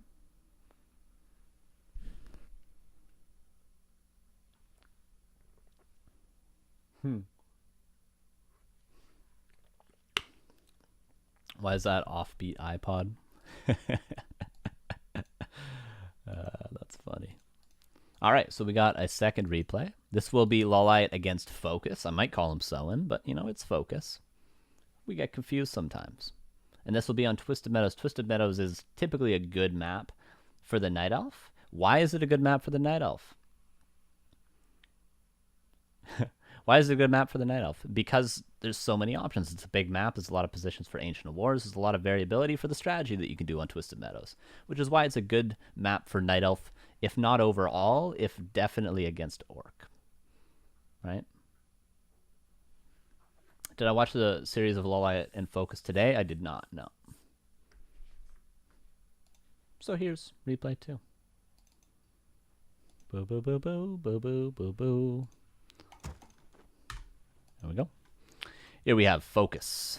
In the bottom left of Twisted Meadows, and in the top left, we have the yellow Night Elf, as always, is LawLiet. And again, we're trying to think from the Orc's point of view as the Night Elf player. What does the Orc have to account for? So right off the bat, where could our Ancient War creep be? Well, if we're looking from Focus's point of view, we don't know, first of all, where the Night Elf is spawned. So we need to see, is he spawned here, here, or here? But say, for instance, we knew off the bat where our opponent was spawned. Say we just know. Someone says, LawLiet spawned top left. Shejman95. Thank you for the prime. I appreciate it, buddy. Say, for instance, we just knew LawLiet was here. Even if we know that he's at one of these three spawns, where could the Ancient War be? Very commonly, it's been here recently, actually, at the expansion, or even here at the expansion. But, of course, this would be bad for LawLiet to do in this case. Ancient War could be at the mercenary camp, could be here, although it's kind of not too common nowadays. And it could be at the lab as well, we've seen in the past. Right? Although most typically, we're going to see nowadays with Keeper of the Grove, the Ancient War be to create this expansion. So already we have 3 spawns to cover and 4 Ancient War positions at each spawn that we need to find.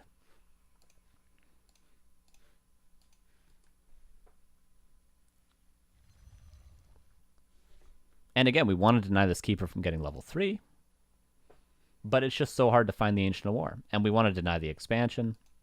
Focus is going to go for the lab creep, and he doesn't always do this. I found some other replays of LawLiet against Focus on Twisted Meadows. Sometimes Focus didn't do this. Sometimes he went for a fast shop and would send an early peon scout to find where LawLiet was spawned and then try to harass the initial creep. So this is them changing it up. This is Focus saying, I remember what you did last time. I think you're going to change it up, so I'm going to change it up as well.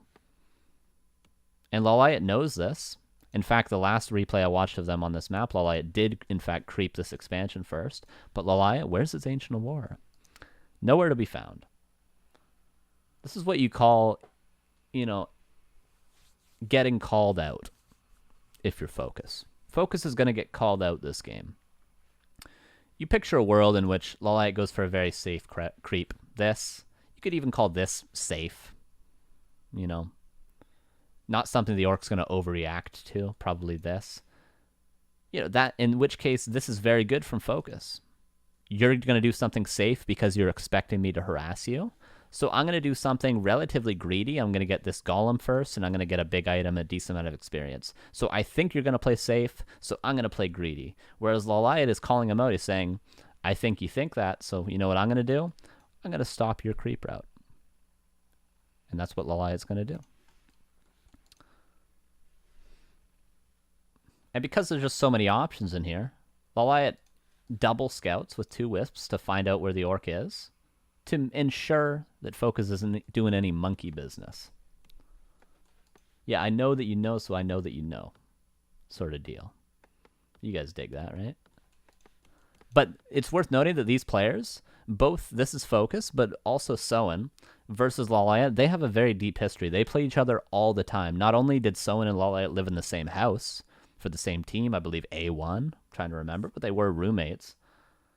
But they also play in tournaments all the time, and they're practice partners. So this isn't just 2 people meeting on ladder for the first time. This is people that have played thousands and thousands of games together, and there's plenty of mind game, which you may say, how am I supposed to apply this to my own games? But that's true for other players. I play the same people on ladder all the time. I understand how they play. I understand their nuances, their particular strategies. And that's, it's like when you used to play your brother back in the day. I didn't know, my brother used to go mass towers, and I didn't know that siege units existed. So he would just build mass towers every game until I found out what siege units were. And then he stopped doing it, and he did something else because he knew that I knew how to counter his one main strategy. That was like in 2004, before I ever played a ladder game. And that's sort of the analogy that you could make for these players. Like playing with your brother, but they've been playing together at a professional level for many years, many games. All right. So Focus is getting called out. He's getting called out. Trees are entangled first set. I believe he'll save his skill point. To see what's going to happen. What else can the Keeper do when he is going aggressive? Which of course he is. He's found Focus, he's found the creep route, and he's going to come stop this. The Wisp is here to potentially block. And we see Focus has to kill that, but in the time that it took him to kill it, the Golem went back. So this has been successfully stopped. The Keeper's just chilling to wait for Focus to recommit to the Golem. The Keeper could go Treants to try to cancel a second burrow potentially, but he could also go for Entangle to try to kill this Grunt or to kill some Peons. So again, a different opening strategy. There could have been 4 Ancient War positions, but there's also this. It says here, you can't do the lab anymore because what if I do this? Then you're just set behind. You need to get an early shop. You need to have a suboptimal base build. This Ancient Wars, or this barrack, sorry, is out of position. This burrow is not optimal, right? So, you know, you also need to not creep. You don't have items early. There's a lot of things that Focus sacrifices to get what he assumed to be a guaranteed Golem creep. But LawLiet just shows him, look, I know how to deal with this, man. You can't do that anymore. And Focus doing the right thing, just going to chase the Keeper around because you can't let the Keeper get level 3. And a Peon is being invested because, again, we have to find where's the Ancient War. If there is one creeping, where's the Tree of Life? If you were to look in this base, you would think there could be a Tree of Life coming up as well. So Focus has to find it.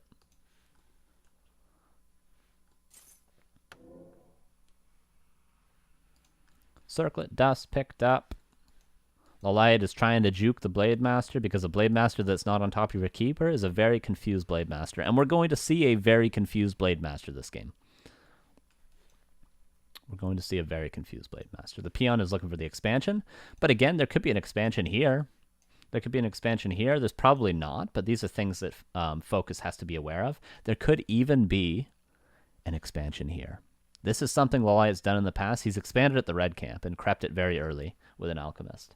So a lot of options you have to cover as the Orc. You got to find them all. And the Peon is only covering one of about, what, 4? Maybe 5 options for the expansion position. LawLiet has successfully juked the Blade Master. He's got Ultra Vision, of course, as I pointed out on Concealed Hill. It's very important for this juking. And he's not expanding. He found the Peon. He's playing it safe, not expanding, and he's probably going to, you know, creep something, I would imagine, now that the Blade Master has shown himself to be at the base. What does this mean when the Blade Master, goes to your base?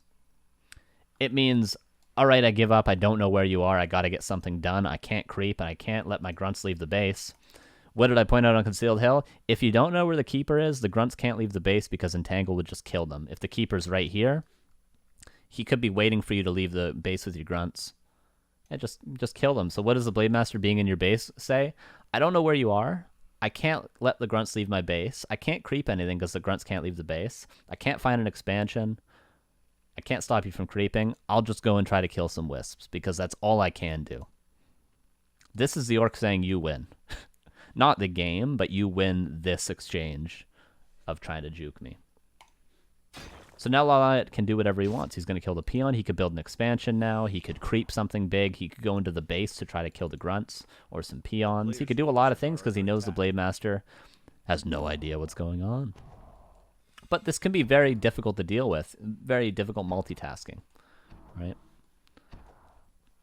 But as we can see, LawLiet, beautiful as ever play. Not going to lose anything yet.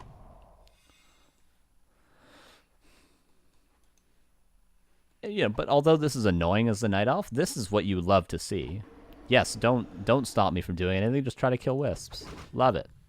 LawLiet is going to take a big camp in the meantime. He would never be able to do this if the Blade Master is on top of him. He's a level 1 Keeper, 3 Huntresses. Never would he be able to do this. Focus is going for Bestiary and Spirit Lodge and Shadow Hunter. He's expecting to see... Like, if you were to look at this base as an Orc player, you'd be expecting, because this is the same thing we saw last game, right? Huntress Hall, a couple of Moonwells, Ancient of War. We're expecting to see an Alchemist, Mass Archers, with a couple of Huntresses, and then an expansion somewhere. That's what we're expecting to see, because LawLiet hasn't shown anything else yet. We don't see the altar flashing, so we don't think it's a Demon Hunter second, which would go with Talons, or it would go with Lores. So we expect a Tavern Hero, we expect to see an Alchemist, and we're still trying to find an expansion right here. But these are all things that Focus has no idea about, you know? He just has to guess. It's just a guessing game. And LawLiet doesn't have to guess anything. He's just going to creep. Is under siege. More wisps going down is very hard to deal with again. Shadowhunter has to be safe because he doesn't know where the keeper is. There could even be an AP here. There could be a keeper waiting in the shadows. We see, look how safe he has to play because he doesn't know where the keeper is. Shadowhunter goes out first. Grunts, look at him. Look how scared he is. This is all because of lack of knowledge.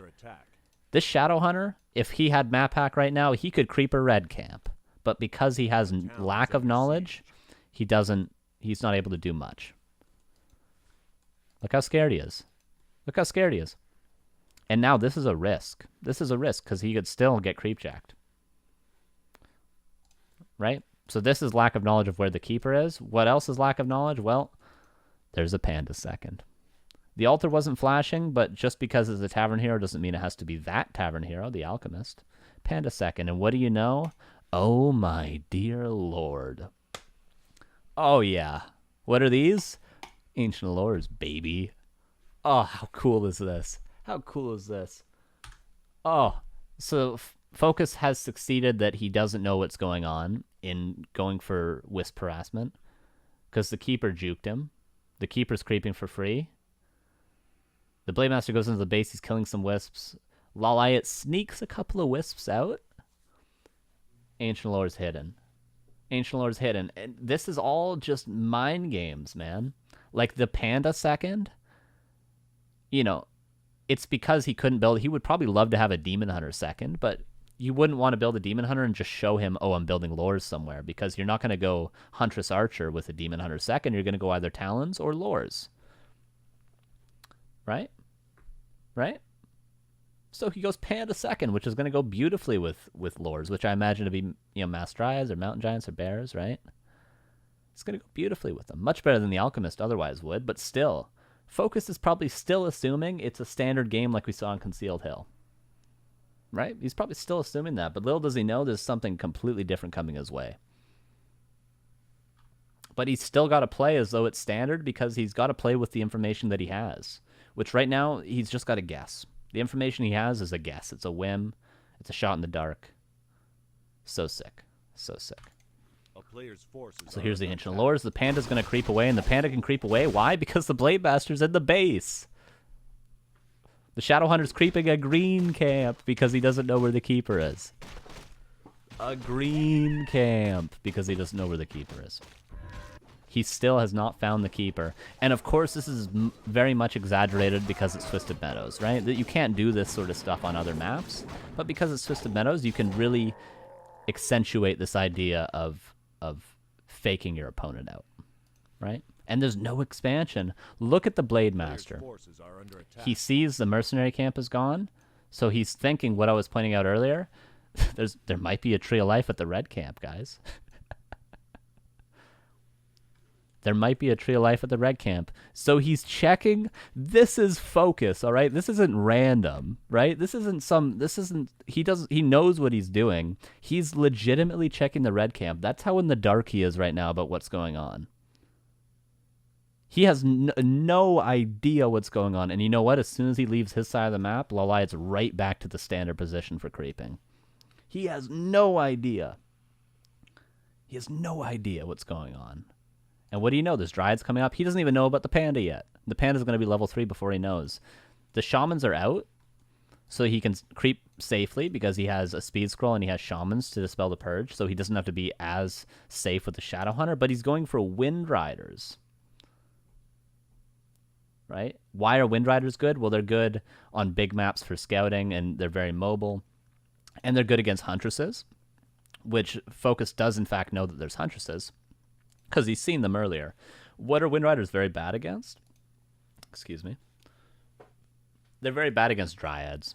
Although they do increase damage to Dryads, they're just not very good against Dryads. They also take extra damage from Dryads. Dryads are very mobile. They can run away from Wind Riders.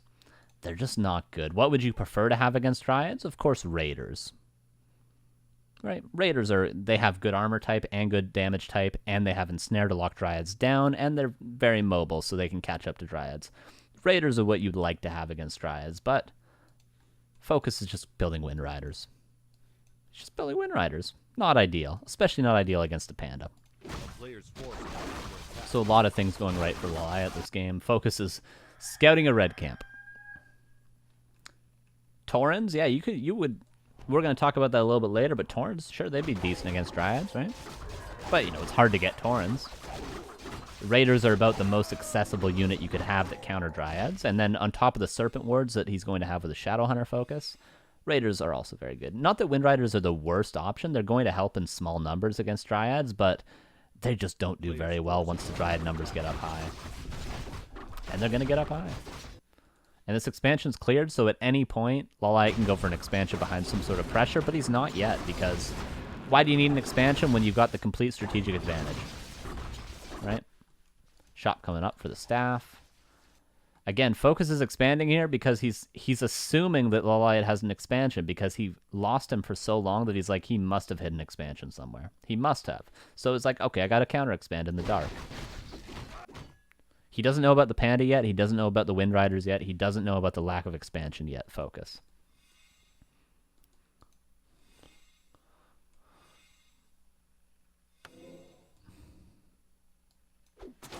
And now he sees the Dryads. Hasn't even seen the Panda yet, but he can probably assume it is a different hero than the Alchemist.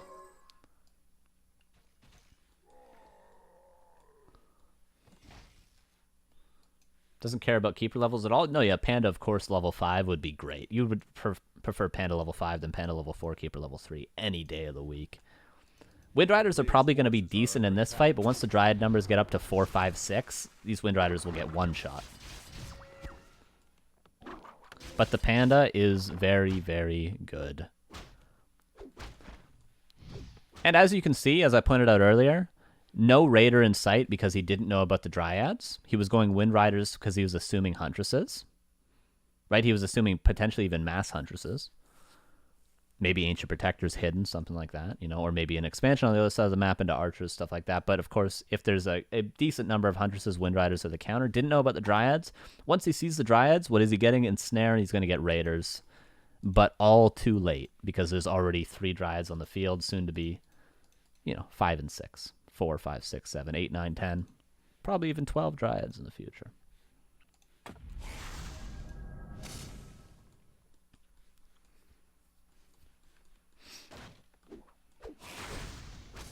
LawLiet could take a fight, but he's kind of sniffed out this expansion, I assume. A player's forces Which are you could under always attack. just have a Wisp here, too.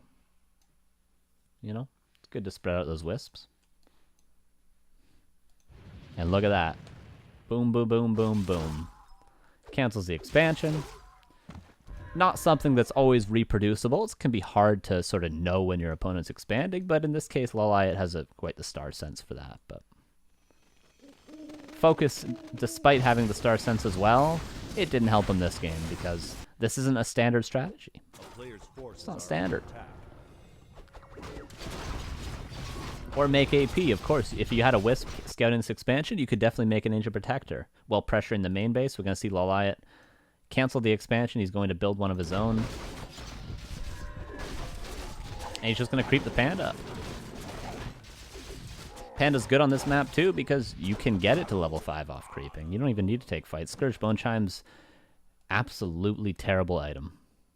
Blade Master, A player's we see how much scouting this Blade Master done this game. He was even checking the red camp again. He's still level 1. Entangle has to staff out. The Shadowhunter is getting really good levels, which is nice. But Focus just doesn't quite have the army he needs yet, right? He's only got 1 Raider. His expansion got canceled. He's got 8 supply and Wind Riders, which aren't very great.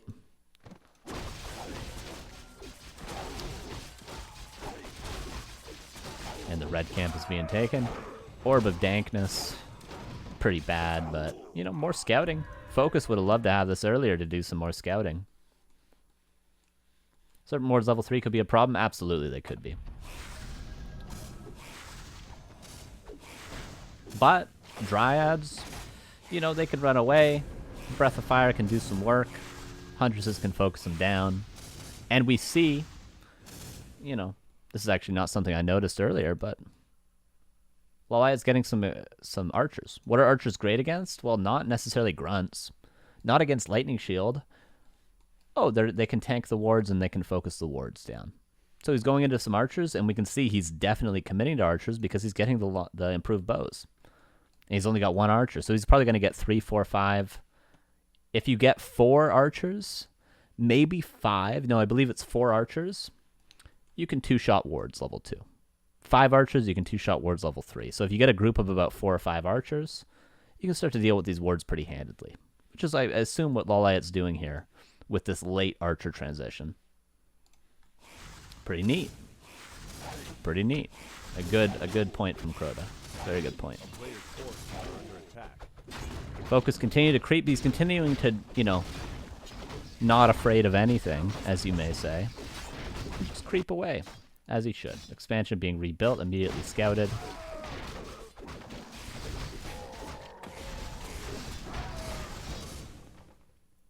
The armies are even, but the armies are not ideal. Berserker being picked up, and that's more like it. That's more what you want to counter these Dryads. Good armor type, good damage type. It's range, so it can catch up to them. So we're starting to get the army that we want, but, Panda level 4 is definitely not what you want as the Orc. Definitely not what you want. Expansion's going to get up. LawLiet used the time that he was very strong. Instead of pushing, this is kind of interesting too. Instead of pushing into the main base when he could have, he used his time to go and cancel this, creep a couple camps at the bottom, and get an expansion up on his own. So he used his timing instead of trading armies to accomplish other goals, which is interesting. Just because you have a power spike doesn't mean you need to use that power spike to take a fight. You can use it to do other things with your map control. Right? Kind of cool.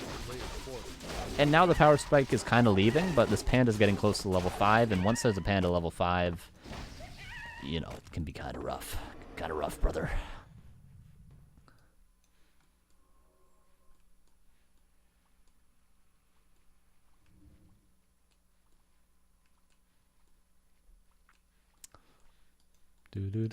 More archers being pumped out. And we see the Wind Riders not too effective. Not the greatest fight for focus, honestly. Not the greatest fight, but just look at the panda. Look at the panda. This is what happens when you leave a panda unharassed in order to creep. There's 2 heal scrolls as well. 3 heal scrolls. 3 heal scrolls. What does LawLiet need none of? Heal scrolls. 750 gold that could have been put into army is now put into heal scrolls that aren't really doing too much. This is what happens when you let a panda creep to almost level 5.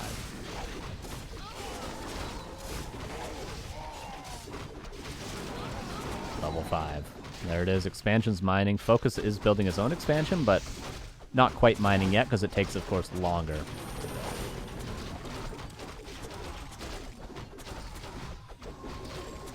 By the time Focus gets to the Dryads, he's out of mana and he's out of piercing damage, except for the Kodo, which is now dead as well. So that's where those Huntresses that have lived throughout the game come into handy. The Dryads have all lived up until this poor Dryad that died, and there's just no mana left. But the panda just kills everything, right? Why was this panda able to get up to this point? Because LawLiet juked and jived, and the Blade Master had no idea where he was. He was trying to find expansions when LawLiet was just expanding off creeps, essentially, with his panda, right? A player's forces are under attack. LawLiet did not Ancient War creep anything. He instant harassed into hiding, into taking the lab. Or not the lab, the mercenary camp. And again, I say, LawLiet really didn't do anything magnificent this game. No crazy micro. He barely even took fights. He just nicely evaded the Blade Master, nicely was aware of what to do to stop this lab creep, and he just crept a panda up after he lost the Blade Master and just built some Dryads. Took a couple of good fights. And Focus is an amazing opponent. They're very much equal skill players. But LawLiet just has the strategical advantage that he uses to his advantage. He doesn't just play one style. He doesn't stay predictable. And that gains him a big advantage, strategically. And Panda level 5, what are you going to do? What are you going to do? I will note 3 heal scrolls were used in the last fight. 3.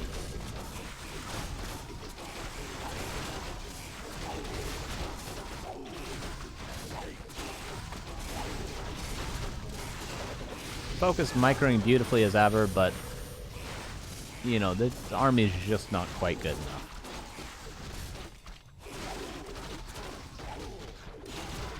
Oh, sweet lord.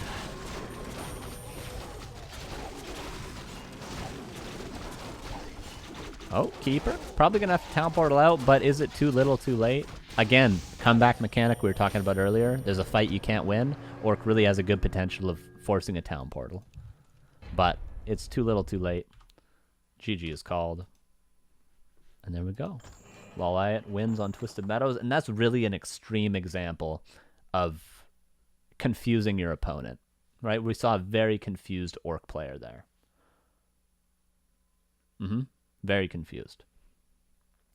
And again, I want to reinforce that the point of these strategies I'm showing you is not to say these are the best strategies to do against orc. This mass dryad style, panda second, no ancient of war creep, you know, it may not be the best style consistently, but it is a style that you should potentially have in your bag of tricks, which will reinforce all the other styles that you can do. The standard that we saw in Concealed Hill will reinforce that to force the opponent to be very confused. Because what made this strategy very impactful by LawLiet is the fact that Focus thought he was playing standard.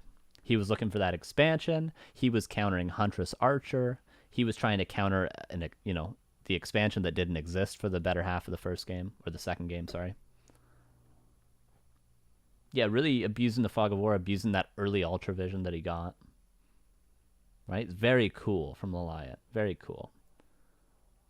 And, you know, these aren't strategies that he does specifically on these maps, because for all these strategies, I've also watched another 2 replays on the same maps against the same opponents where LawLiet does a different strategy. So don't think that this is just specifically what he does on these maps, because if you go and find replays of LawLiet against Focus on Twisted Meadows, you'll find 3 different styles over 3 different replays by LawLiet.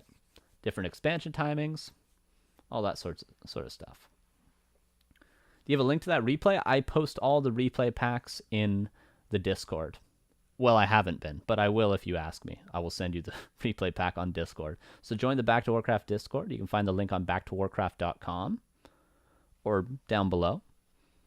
And yeah, I'll post it in the TheoryCraft. Just at me in the Discord. And I'll send you all the replays from today. All the replays from today. And I'm willing to do that for any of the shows, by the way, if you just ask me. I don't always upload them all because, I mean, come on. But if you ask me, you can absolutely have the replays from any show. All right. Replay 3 will be LawLiet against Focus. Oh, not Focus. Soin on Turtle Rock. Okay, LawLiet against Soin on Turtle Rock. And again, what are we going into if we're the Orc player expecting to see on Turtle Rock? Well, you know, we've already established this decent Demon Hunter map, so we might be seeing that. But, you know, we should go into it expecting standard and then reacting to what information we're able to gain throughout the game, right? So here's replay 3. LawLiet versus Soin. Turtle Rock. Do-do-do-do. Here, in the bottom left, the green orc. This is, of course, Soin yet again. If the name doesn't say Focus, it means it's Soin today. And the top left, our yellow night elf, is LawLiet.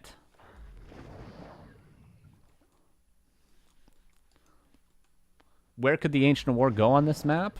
Pretty much only here. We were talking, I believe it was Wiz saying earlier, if you spawn down here, you can put the Ancient of War at this camp, but only on this spawn. If you spawn here, you can put the Ancient of War at the shop. So there's a few options depending on your spawn, but of course, Soin knows that LawLiet's either spawned here or here, which means no tricky Ancient of Wars.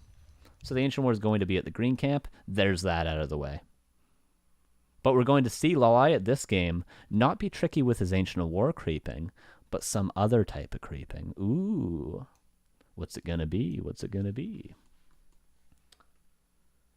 And again, we may see this game be very close in the end. There may even be a world in which LawLiet loses a replay that we watched tonight. But the point again is not that these are the best strategies, not that these replays are perfectly executed by LawLiet, not the fact that you should emulate everything he does in these replays, but the fact that he's always changing, always adapting, always being very malleable in his gameplay. That's the point we're making here today. Why is this a decent DH map? It's hard to get level 3. And the Blade Master can get very strong items early on, so you can do the same with your Demon Hunter. You can also, with a Demon Hunter, deny the Blade Master from doing any sort of ward creeps. Also, Demon Hunter paired with Talons in the mid-game can be very good to contest all these middle camps. And it can be also difficult if you go for the standard Huntress Archer to get an expansion up, because all these camps are very difficult to creep, and there's no real great place to build the expansion unless it's like right here.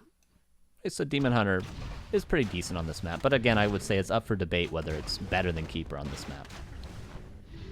Of course, this map is newly introduced to the map pool as well, so people are still figuring it out within this meta.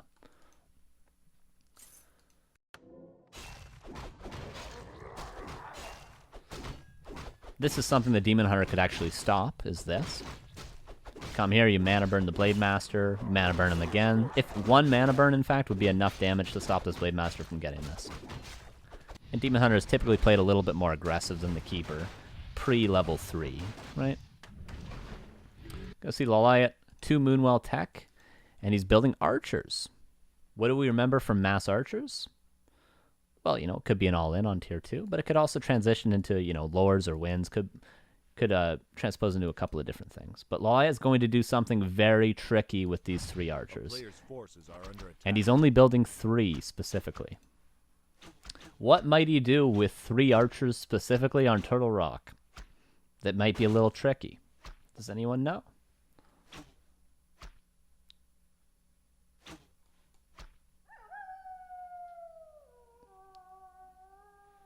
Malleable means you can move it around.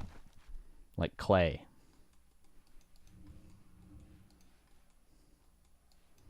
Red camp? I don't think you can do the red camp with 3 turtles. Yeah, the turtle spot. The turtle spot. That takes exactly 3 archers. We see as soon as the 3 archers are done, they move down. It turns nighttime. The Ancient Ward's moving over. There's a wisp here to make sure the Blade Master doesn't see anything. And this is very cool. So that's what we're going to see from LawLiet. These archers are going to run down and they're going to creep this. If you don't know what this trick is, we'll see it very soon, don't worry. But imagine a world in which you're against a Night Elf opponent that does this every game on Turtle Rock. A Night Elf opponent does this every single game. Well, they're never going to get away with it. You're going to buy Dust of Appearance on your Blade Master, and you're going to come down here. He's going to be creeping it. You're going to kill all 3 archers every time, and they're going to lose the game. But if LawLiet, being the great player that he is, does this 1 in every 10 games, then it's very strong. Right, so this is just one. This isn't the best option, but if you can get away with it, it's a very strong option. And because LawLiet has set himself up as a player that doesn't always do this, you know, sometimes he creeps this second, sometimes he takes the shop early with a Keeper or a Demon Hunter, and sometimes he does this, but we're going to see Soin in this position not actually know what's going on yet again. Incredible.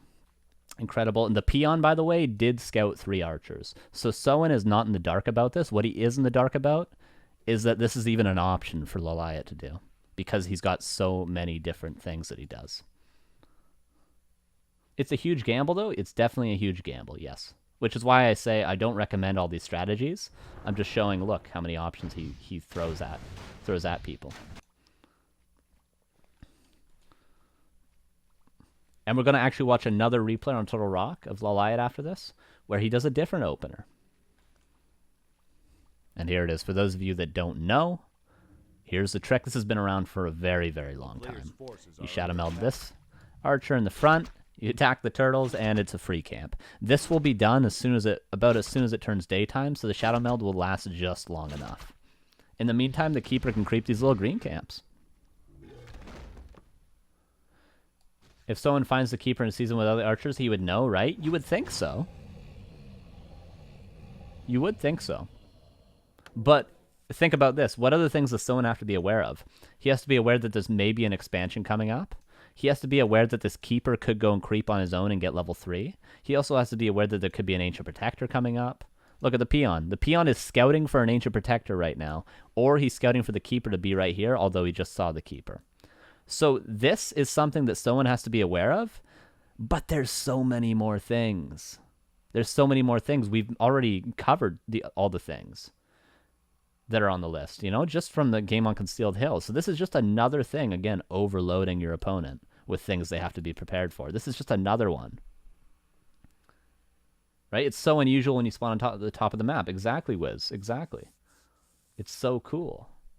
This map has too many scenarios. Exactly. That's why it works, right? Yeah, because there's so many things Soin is covering. He's finding expansions, APs, he's stopping this Keeper from getting level 3, and this Keeper can creep all the green camps on this map, which he already has been doing. He can even take an orange camp just by himself. He has his Ancient of War here, he could be creeping this. There's a lot of options Soin has to cover. And this is just one on a list of about 20. A player's forces are under attack. But if you don't have enough things you're able to do as LawLiet, then this 1 in 20 option becomes a 1 in 2. And then it's very easy for Soin to snuff out.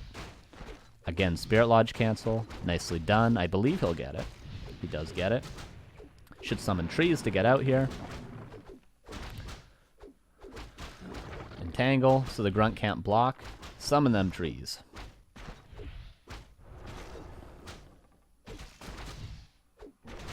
Soin moved his peon right over that orange camp. Did he actually? Okay. So that shows that he was scouting something else, I guess. Right? And didn't actually even think this was an option. Or he missed it. Maybe Soin made a mistake. Maybe Soin made a mistake, but it's impossible to make a mistake if you only have to counter one thing. Right? Because you just run over here and there's nowhere the archers can hide. There we go.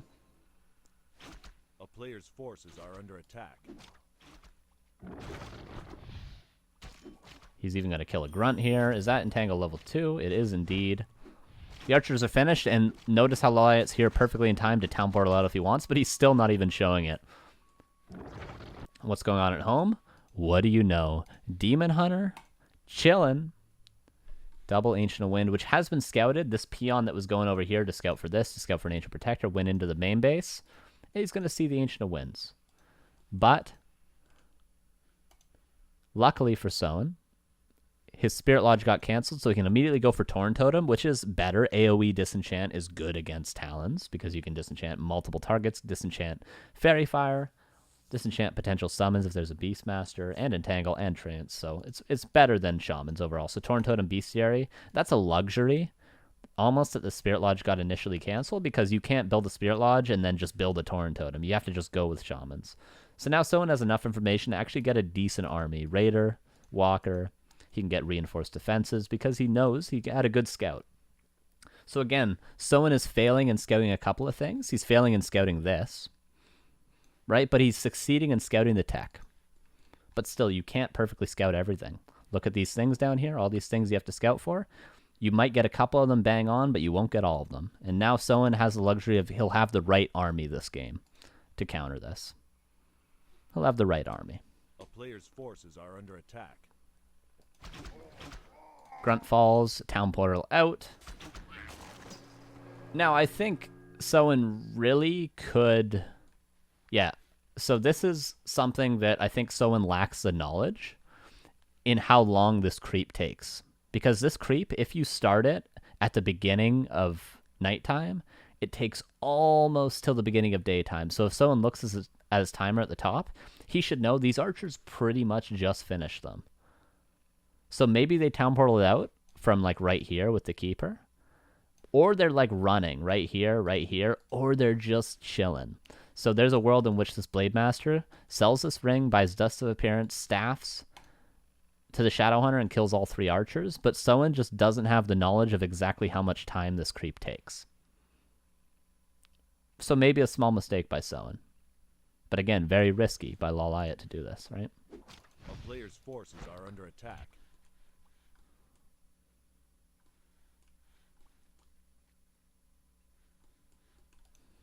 Grunt falls, makes it very hard to creep, so the Blade Master is going to have to creep with the Shadow Hunter.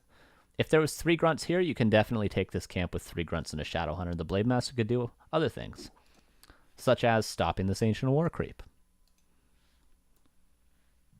Cheers. Cheers, Rocker.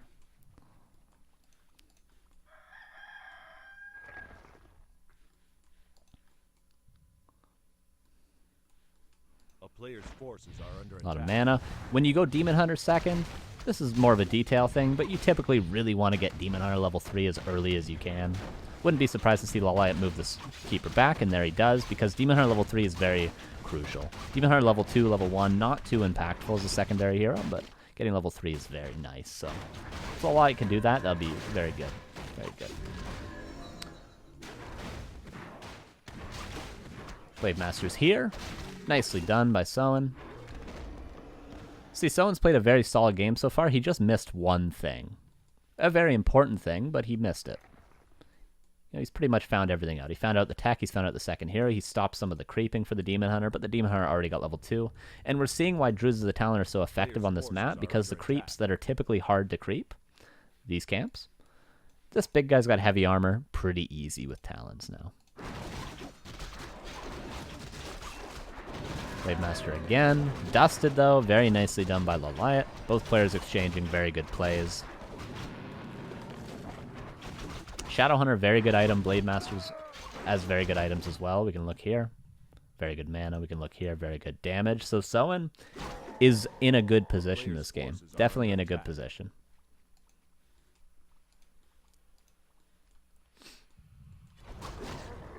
And again, the cards are on the table at this point. We're at about the 9-minute mark. Soin has a full scout. He knows what's going on. The cards are all on the table. There's no more surprises for him. So this is an example of LawLiet doing some crazy stuff, being a little tricky, but he's in an even position against his opponent now. And just an even position because Soin has played this very well so far, I would say. Just the one mistake. Does LawLiet have any intel on what Focus is playing this game? Well, he did kill the one grunt. He saw the Shadow Hunter, and he saw the Spirit Lodge. He doesn't know it's Raid or Walker yet.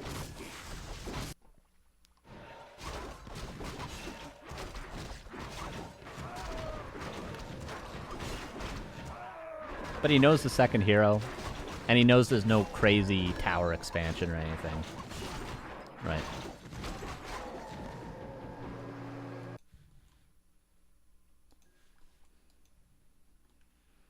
Demon Hunter, crept level 3, and now LawLiet is in a position where he can fight. Once you have that Demon Hunter level 3, it matches up with, you know, your tier 3, your master training. Look, 45 supply, he's got enough gold for the Tinker, and now LawLiet is going to hit a very nice, clean timing.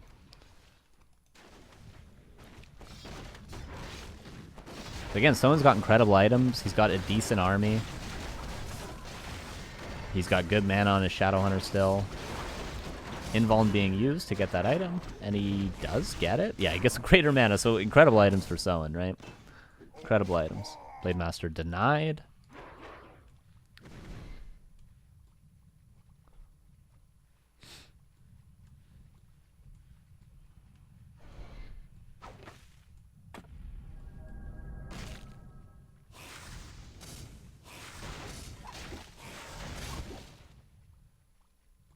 Oh, interesting question in the chat. Somebody's asking, on Concealed Hill, we of course had at level 4, we had Thorn's Aura, whereas this game we have 2/2. Right, so LawLiet on Concealed Hill sacrificed a 1 skill of Entangle for 1 skill of Thorn's Aura. Well, for one, the armies are different, right? There's not just Grunt Shaman, lots of melee units against Huntresses and Archers. But another thing is, typically against Talons, it's not uncommon for the Orc player to play very hit and run. You go into Raiders, which is of course very good against Talons. You know, you don't really want Headhunters or Wind Riders or anything. You do want Raiders. Raiders are very good at hit and run.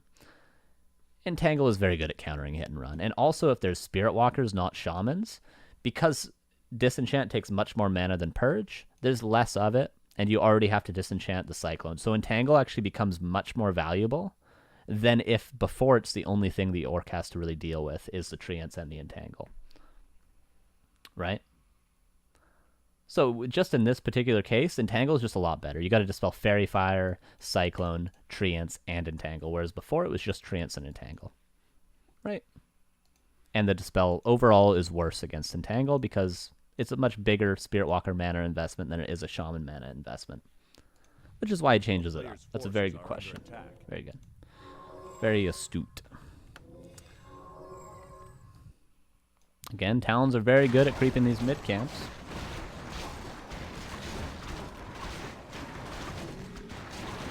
And the items aren't bad for LawLiet either. They're in fact pretty good.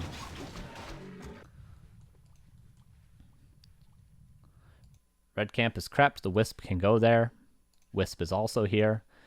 See, one thing that Soin has to be ready for at this point that can LawLiet can be a little bit tricky with is expansion timings, right? That's one thing that he can still trick him with. He can't really trick him with what army he's going for.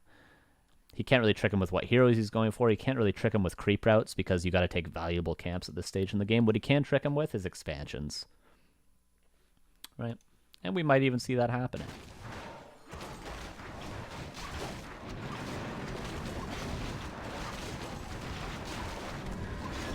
As we pointed out earlier, very common against Talons to play lots of base hit and run, much less common against standard Huntress Archer.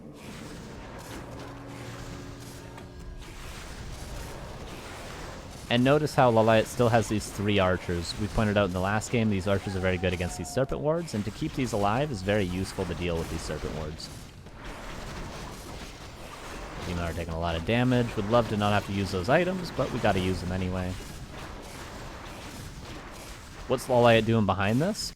He's expanding at Soin's natural. Well, not as natural. You know, this is probably as natural, but you know what I mean. And Soin is playing hit and run behind a tower expansion, but it's already been scouted by LawLiet. That's the advantage, again, as I pointed out earlier, that Night Elf has over Orc in scouting. They can put Wisps on trees. If this was a human player, he could have an Invis Footman here. If this is an Undead, he could have a Shade or a Skeleton here. If this was Orc, he would have to have his Blade Master here to scout this. What can you not do with your Blade Master? You can't take a fight if your Blade Master isn't here. So this is just the advantage that other races have over Orc. And this is LawLiet taking advantage of that, right? But the towers get scouted right away. Close position is no more possible. Yeah. Yeah, it's not possible anymore. You spawn cross map on Turtle Rock now. Eventually we'd love to see a second Orb of Venom from LawLiet. Always good to get more than one of those suckers. Not really on the Tinker, but on the Demon Hunter. Agility heroes, ranged heroes, all very good. Treants, I gotta go deal with these towers. And another expansion. The 2 most unlikely positions, chances are Soin finds at least one of them, but he probably doesn't find both.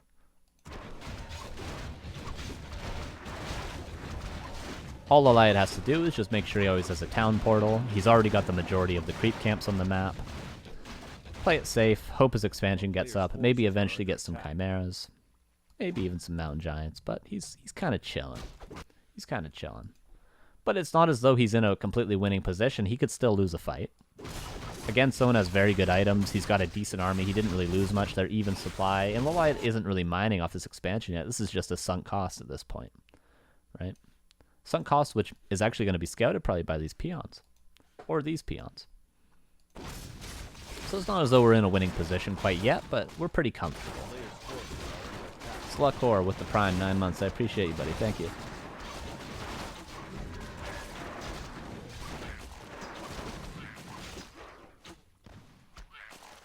Lots more creeping, just the power of the Talons. This camp is all heavy armor almost. Maybe it is completely heavy armor.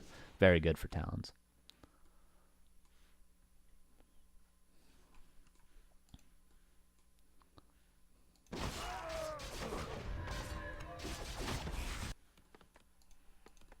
Soin, banking. Good idea. Towers coming up to counter this expansion. I'm thinking the peons found this. I actually missed that. I'm sorry, but I'm assuming the peons did find this expansion. That's why the raiders are going down. Is LawLiet going to defend this expansion? And he is indeed. Thinking he can win a fight, but again, it could be close. Could be a close fight.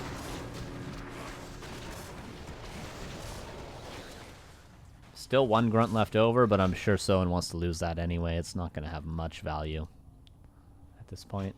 Someone's trying to buy towers, time for these towers, and once these towers are up, he could definitely kill this expansion because there's no way LawLiet can defend the army and these towers. So someone's playing pretty well, but he's got to deal with this expansion. There's always a wisp at this expansion so that, you know, if someone brings more peons, LawLiet will be able to deal with it. The towers are up, though. And Talons are very good at many things, but they are very bad against upgraded guard towers, or watchtowers, sorry. A player's forces are under attack. Was that a Hendrix riff you sang? I don't know, maybe I did. Maybe I did. Tinker, Trance, very good. Sometimes say Trance, I don't know why. Trance, very good against towers. Hit and run again, but there's Moonwells, there's an Ancient War. There's now Fairy Dragons, a nice support unit, and Soin is slowly but surely not being able to win a fight. But he is Soin after all, so he has very good micro. Mana burn on the walkers. A player's forces are under attack. Towers trying to be dealt with, but, you know, Pocket Factory only does so much on level 1. This expansion exposed. This is a nice play from Soin. He forces the town portal, and then he just immediately runs down to LawLiet's expansion. He knows he'll have enough time to kill it, and he can town portal out himself, so this is a very good play from Soin. In the meantime, he knows these towers are dealing with this base.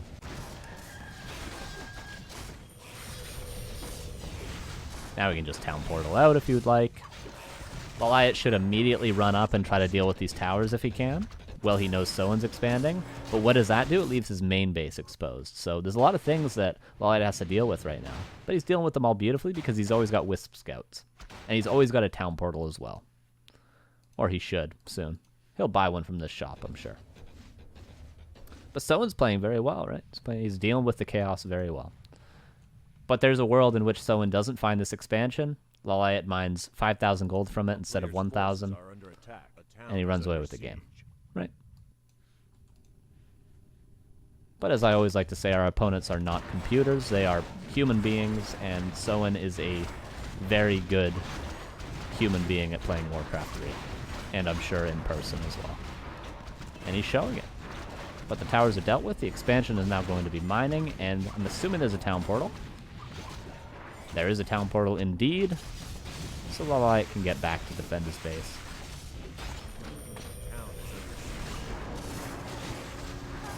And this is very common. If you go for this Talon strategy, you're going to face hit and run. But also, the only reason there's this many Raiders, this many Spirit Walkers, is because Soin had such a good scout. If Soin didn't have such a good scout early game, this Torn Totem would instead be a Spirit Lodge, and there would be instead Shamans.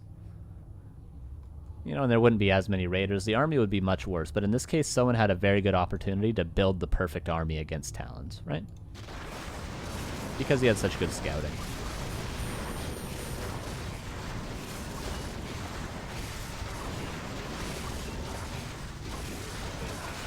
Taking a lot of damage. Talon's taking a lot of damage. A pretty good fight from Soin, all things considered. Keeper level 5, but, you know, not the hero you want level 5, really. You'd love to get the Demon Hunter level 5. Tinker. Staffed out, but the Moon Juice, almost empty, except for that one.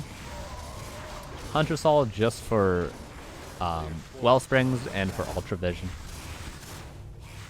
Because why not? Definitely worth it. Shadowhunter level 5. And Soin actually saves a lot of units. So that was a good fight for Soin. These towers are dealing with the Ancient War, but they haven't built an expansion yet. And of course, this expansion is still mining with at least 4 Wisps. A little bit of a mistake not putting this 5th on the gold mine, but an expansion nonetheless.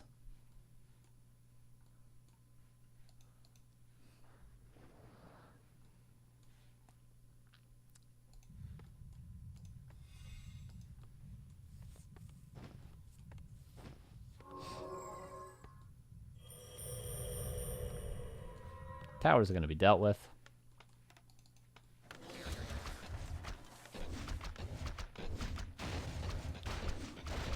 And these are just a sunk cost. Yet again, they are buying some time for Soin, but he's definitely not ahead with this expansion being up. But still, I say again, he's in a position where he could definitely win a fight. His heroes are very good. The moon juice is very low. And he's got the right army against Talons. Engineering with Tinker before Pocket Factory level 2. I'm not sure what the actual consensus is nowadays, but it's always been engineering level 2, factory level 1, from what I remember. And, you know, LawLiet's doing that now, so I imagine that's still the correct choice. The standard wisdom was always engineering level 2, pocket level 1.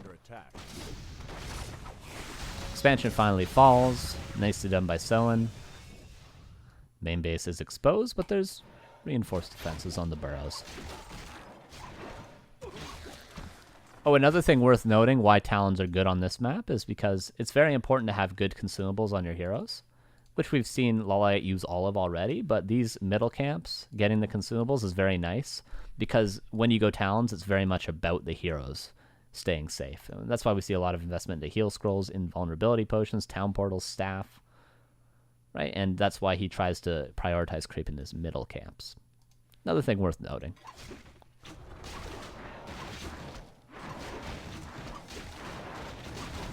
Again, Ancient War, so nicely dealing with these towers.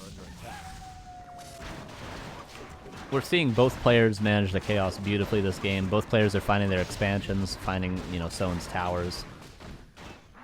But if this is me playing, or maybe someone of my skill level, we're going to miss expansions, we're going to miss towers, it's going to be pure chaos.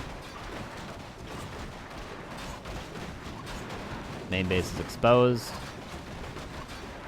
Soin, does he have a town portal? He doesn't have a town portal, so he can't defend, so he's going to go to the main base. LawLiet, of course, will have a town portal. Because that's the sort of style he's playing. Just always have a town portal, stay under 50 supply, although he's 51 right now. Defend his base. The main base goes down. Neither player is mining. What is the advantage of Night Elf in this position? Well, they can walk their Tree of Eternity. Detonates the Wisp because upkeep is bad keep. And the Tree of Eternity is going to march on over to the natural. And now there's again a sunk cost of 3 towers, but Soin could build. Huh. Yeah, he could build, but does he have a war mill? Where's his war mill? Okay, he does have a war mill, so we can at least mine lumber. If he didn't have this war mill, he wouldn't be able to mine lumber, he wouldn't be able to afford an expansion, but it seems as though Soin is going to invest instead into double heal scroll with that 500 gold, and is going to go for an all-in.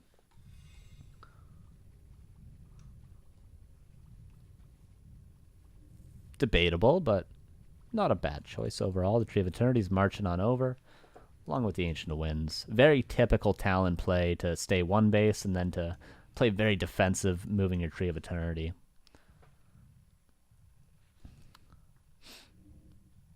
Of course, LawLiet went for some sneaky expansions, but never really overcommitted to defending them. Just the one town portal down here. Didn't do anything crazy.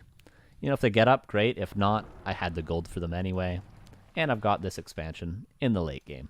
A town is under siege. Of course, when you move your Tree of Eternity, the Moonwells become exposed, which is a beautiful play for Orc players to do. Go for the Moonwells once the tree moves, and Night Elf without Moonwells is really bad. I'll tell you that much. So, killing the Moonwells is great. Killing the Altar is also great. But losing your whole army for it is not good, so someone's going to run away. Lose one Spirit Walker.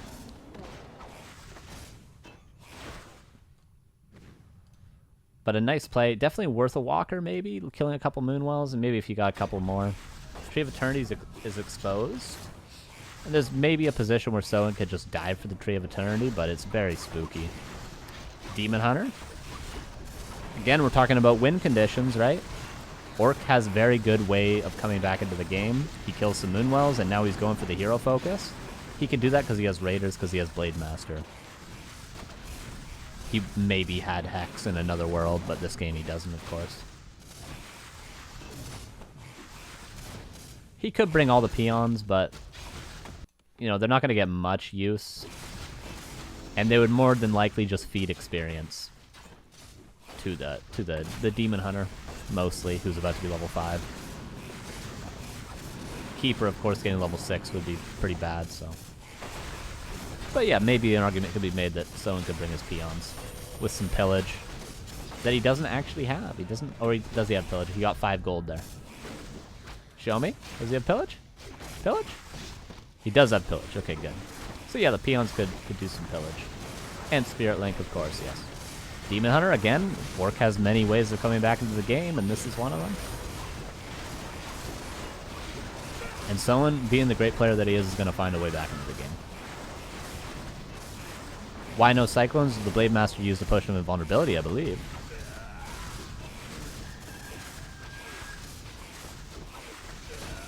And now, again, there's a way to come back into the game. And that's the Tinker going to be killed.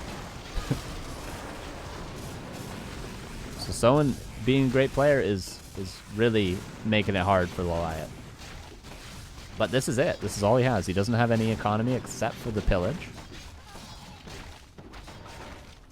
But he does kill 2 heroes.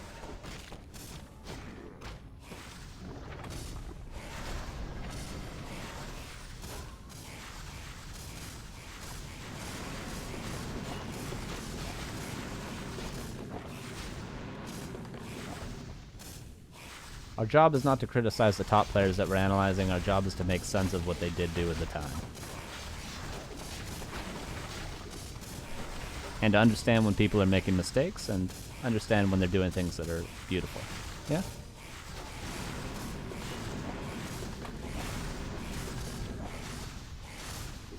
Someone's running out of mana. What he could do potentially is maybe kill the altar, but he would lose a lot for it. And even if he kills the altar, if he loses all of his raiders, he's still not going to win the game, probably. Orb of Venom is very strong, and LawLiet is nicely hiding behind the Tree of Eternity and just poking away because he knows there's no salves. There's no salves, there's no economy. Heal scrolls have both been used. If this Tree of Eternity goes down, then I think Soin wins. But if it doesn't, then I think Soin loses.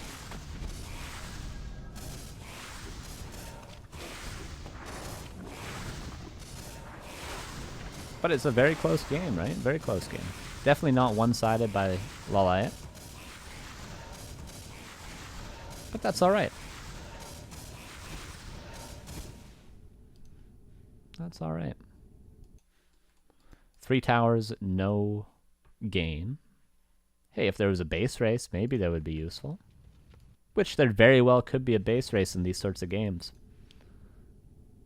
LawLiet would always lose the base race in this case, though, because this is the only movable building left. Wait, where are the... Oh, yeah, there's this. There's this left. And this now. But, you know, these would all be free pickings. Demon Hunter's back. Tinker's on the way. Demon Hunter luckily wasn't level 5 for LawLiet before he died. Soin coming back in. He sold some items, managed to get a couple of clarity potions, has some mana, but he is 1 mana burn away from having only 100 mana. Going for the altar, a decent play. This is the only opportunity Soin really had to go for the altar. Earlier he couldn't do so, but now he can. Question is, can he deny the Tinker? The question is, does it matter if he does deny the Tinker, right? Now the Demon Hunter is back. Yeah, absolutely the only real red dragon. Yes. He's asking if it's a good idea to keep about 4 or 5 archers up, and that's, yeah, I would say that's a decent idea, and LawLiet did keep 3 archers alive for most of the game and use them for that purpose. But as we can see, his Ancient of War is no longer alive, and he hasn't rebuilt it.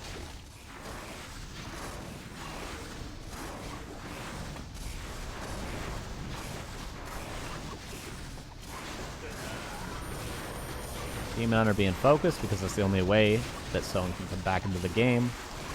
Chimera Roost being built in his face, which is pretty confident of LawLiet, I'll have to say, because I could probably lose this fight right now if I was LawLiet.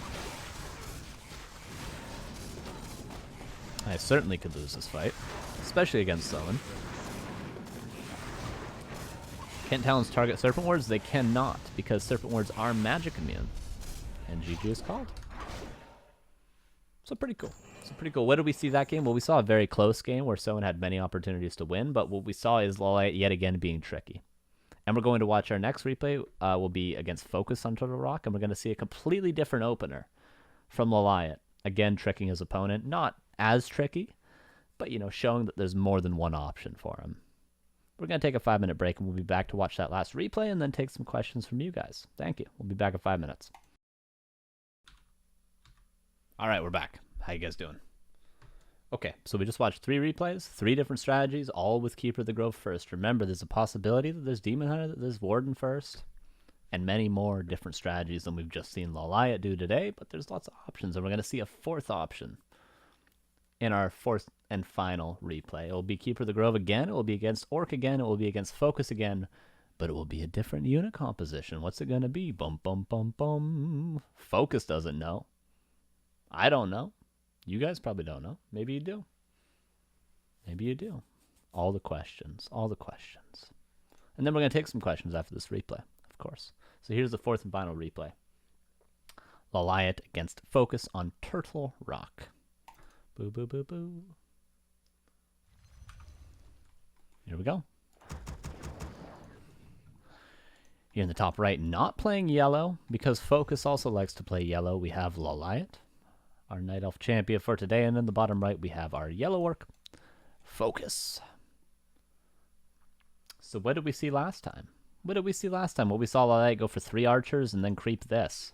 And we know he's not afraid to creep this when he's on the top spawn, because Soin was spawned here last time. He did it right under his nose. So there's one option we have to cover. You know, we have to find Ancient Wars, we have to find potential expansions, we have to find potential Ancient Protectors right here. We have to make sure that we're not going to get all-in by Mass Huntresses, Mass Archers with a Fire Lord second. We have to make sure it's not Lords, it's not Winds. Where and when's the AP coming up, where and when's the expansion coming up, all sorts of things. But first of all, we need to make sure what first hero it's coming up before the Orc player, so a lot of things to be prepared for. Soin was not prepared for the opener last game. Will Focus be more prepared is the question. Ancient War in the standard position, Keeper of the Grove as always. And the Peon Scout going across the map to get not only information of the first hero, but where is LawLiet spawned. Could be 2 spawns. Could be this one, could be this one. Right? Good to know, good to know. Blade Master, of course. And we'll see what the opener is. We got 1 archer. Will there be 2 more archers? Will there be 3? Will there be 4 more archers? Who knows? Who knows? Wisp and Peon cross paths, and the Peon will confirm at least where the Ancient War is. He could just do the gold mine trick.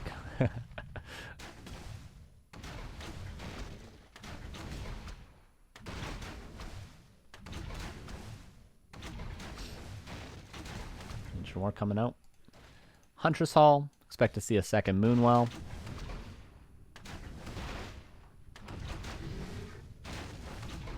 Peon not getting that last hit, but at least slowing down the Keeper. Focus is doing some creeping. Doing some creeping. The Peon is worth noting. Actually, let's see. What did Focus see with the Peon? Let's see. He didn't see anything, apparently. I think this is a bug, but he certainly, if this is all the vision he gained, he did not see that Huntress Hall. Which is very important, because if it's 3 archers, we got to be ready for this. Right? But he doesn't actually know what it is. Why could that Peon not get in? Because the Keeper could probably kill it if he wanted. Right? Hasn't even skilled yet. Hasn't even skilled his ability. This Peon was now going to see, is there a Tree of Life here? Is there a Tree of Life here? Much more this Peon could do. Blade Master's going to steal some creeps, but he's got no items, so he will have to go back eventually. In the meantime, the Keeper, of course, would love to get level 3 for free. There is a world in which LawLiet, and I found some replays where he did this, put up a Tree of Life before the tech happened, so it'd be right around now. Which is why this Peon has to, you know, try to find this expansion potentially. A player's forces are under attack. Level 2. Blade Master. This is a nice little creep route from Focus. He's able to get both items before having to go back home for the heal salves.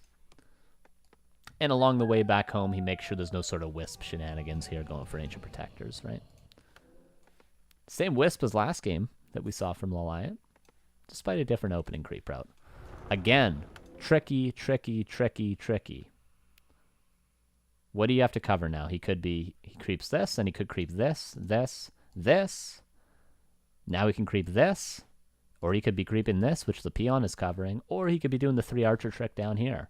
Or his Ancient of War could be moving here, and he could be creeping this. So many options that Focus has to cover, so much so that he just would rather not try to stop the Keeper from leveling and just creep himself. And this is going to enable LawLiet to just take the Ogre Magi here. Players' forces are under attack. Again, one of many options, but a very strong one, if unpunished.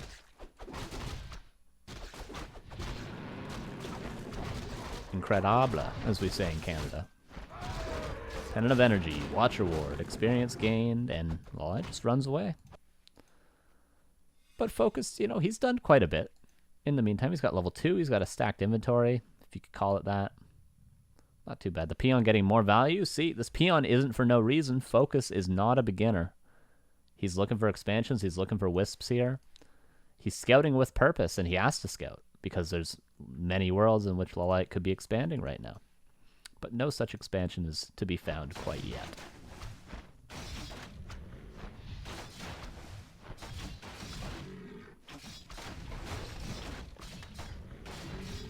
Both are good because there are reactionary races and proactive races, right? Orc happens to be a very reactionary race, just how it stands in the current meta. Don't be tricked, the archers cannot do this trick on the top, but the peon is just staying safe right now so that he can scout again in the future. Double cloak, shadows, why not? Why not? Treant scouting, why not as well?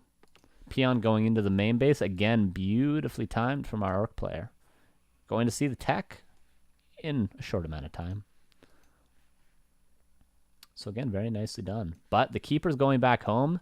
How cool is this? The keeper is going to be able to deal with this peon. And this looks, again, if we remember back to our game on Concealed Hill, this looks the same. Also, if we remember back to our game on Twisted Meadows, this looks the same, right? Could be a Tree of Life, Huntress Archer, could be Mass Dryads we saw before. Could even be Talons. This Huntress Hall, we saw LawLiet build it last game as well, a little bit later, albeit, but he built it with the Ancient of Winds. But what is it? Double Ancient of Lores. Right after the peon dies, and the panda picked up as well. Both not scouted for Focus at this time. He's got to go into the main base. What does it mean when he goes into the main base? Well, it means the Shadow Hunter has to play it safe because the Keeper of the Grove could be waiting in the shadows. But LawLiet again using his map control to not take a fight, but to take something valuable on the map, and he's going to get the whole red can. Focus is going to find the Ancient Lores. Might even be able to cancel one, in fact.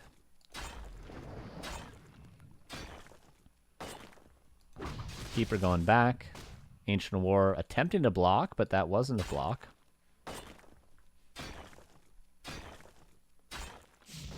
A player's forces are under attack. And the Keeper's back. Red Camp not picked up, but just, you know, getting the Endurance Aura, you know, why not? Focus can finally creep. We notice he's only now starting to creep because he knew where the Keeper was. The Keeper had to come back to defend this, so Focus can creep. But before he knew where the Keeper was, he couldn't safely creep.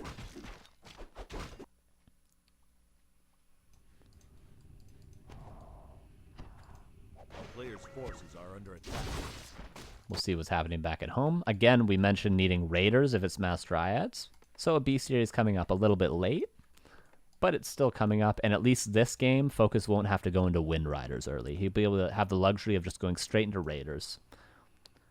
Not wasting that 8 supply, not wasting that 500 gold on units that aren't really that effective. He's just going to be able to go straight into Raiders to counter the Dryads that he knows are coming out.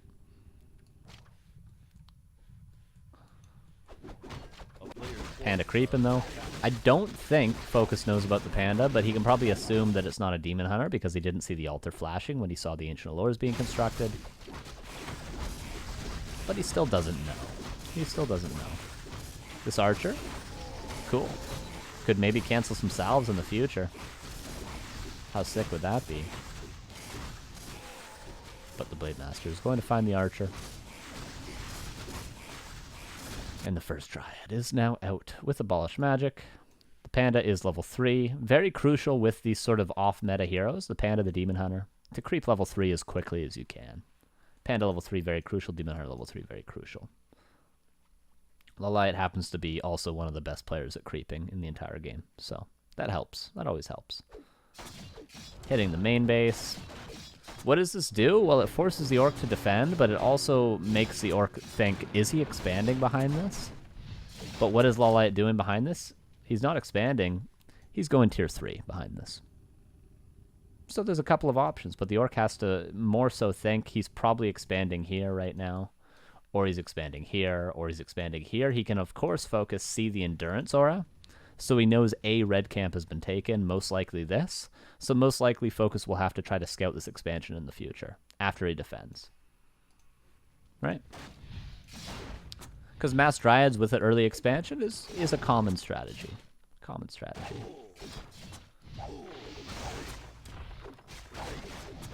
Burrow gonna be killed. Shop was killed as well. Maybe a Town Portal out now for LawLiet, who's not necessarily ready to fight because he's going tier 3. But he's just gonna walk away. Just walk away sometimes, guys, you know? Might be a Town Portal nevertheless, though. How many purges will be forced? Nice and tangle, but might be a Town Portal in the end. But if he can force out, you know, he's already forced a speed scroll, 4 purges. If he can do that, that's decent, although it does cost moon juice, but player's forces are under attack. You know, I'm sure once LawLiet hits tier 3, he'll get that Wellspring upgrade, an upgrade that all Night Elves should get. Very, very good upgrade. Very cheap. It only takes 30 seconds to upgrade, which is the same time it takes to upgrade Web as Undead. And we all know how quickly that researches, so.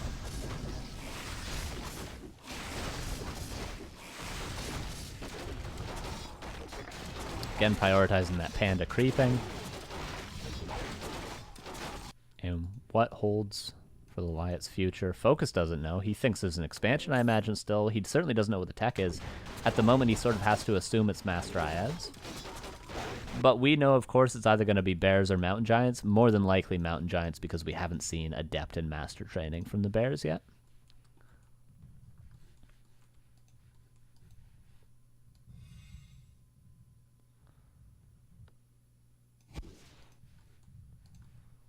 True Shot Aura, not terrible. Not really that good. The Panda is incredible. What is LawLiet fighting for? Well, he's buying time for tier 3 tech. What does he want Focus to think he's buying time for? An expansion. How is Focus reacting to this potential expansion? He's building his own.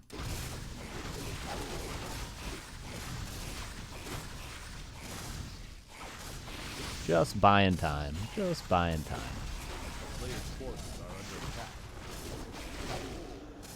Oh, that was close.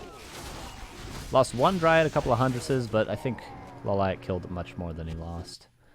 And Mountain Giants are on the way out. Let's talk a little bit about this. How does Orc counter Mountain Giants? There's 2 ways, I would argue. 2 ways to counter Mountain Giants. What do we do? What do we do to counter them, chat? The first would, of course, be you never let them get to Mountain Giants, right? So you could push early. We see, you know, Focus is winning fights, and he has invested in an expansion behind it, too. So imagine if he didn't invest in that expansion, instead invest into some sort of strong, aggressive push with a heal scroll, with a mana potion, with a couple of towers. Right, he could probably end the game before LawLiet ever has Mountain Giants. It's 11 minutes into the game right now, and the upgrades are just now finishing for the Mountain Giants. So it's going to be about 12 minutes before there's just 2 Mountain Giants for LawLiet, right? So you can end the game early. But of course, Focus doesn't know he's supposed to hit a timing like that because he thinks it might be Mass Dryads. He hasn't scouted the main base. He doesn't know if there's an expansion. He's in the dark about what to do strategically. So he can't push because he doesn't know he's supposed to push. All right, so that's off the table. Because the scout, we were being pressured so much by the LawLiet. He was going to our main base. He was creep jacking us. We were being pressured so much that we couldn't actually scout for what we wanted to scout for, is if we were in the Orc shoes. So we have to counter them when they're already out. Well, when there becomes probably, I would say about 2 to 3 Mountain Giants you can counter with Grunts, Shamans, Raiders, Kodos.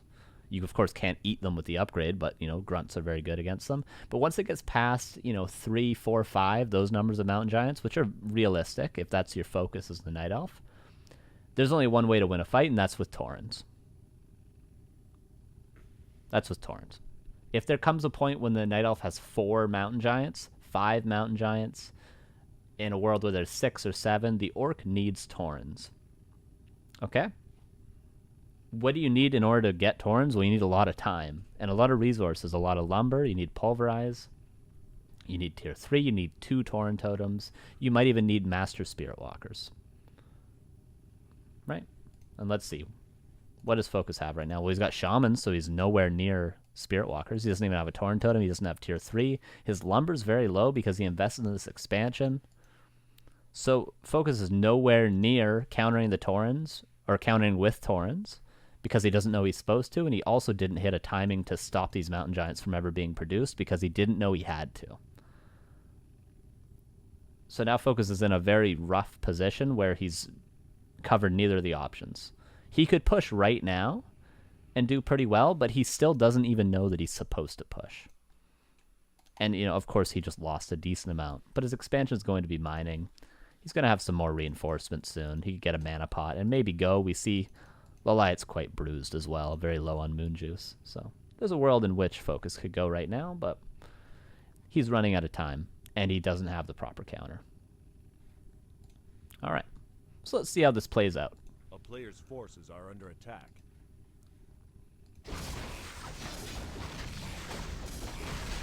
Again, the only time Focus has scouted this main base is when the lures were literally being constructed. Other than that, he hasn't gotten a peon out. He hasn't gotten his Blade Master out to scout. He's gotten no more information other than he went lures. He was on tier 2. I don't know if he has an expansion, and he went Panda 2nd. Right? That's all the information he has. A player's forces are under attack.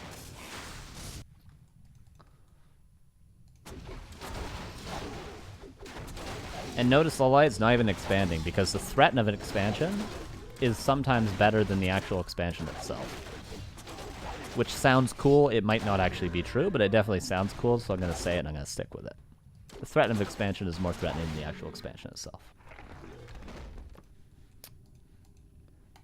No Mountain Giants being produced yet, but he's going to wait till he can afford 2 more. He's got 1, but, you know, number 2 and 3 not quite being produced yet. He'll, of course, have to break upkeep, so he's waiting to have a little bit of gold, and he's only on 1 base right now. Again, trying to just buy time, buy time, buy time. Nicely dodging that. A Raider for a Dryad is always going to be worth for LawLiet.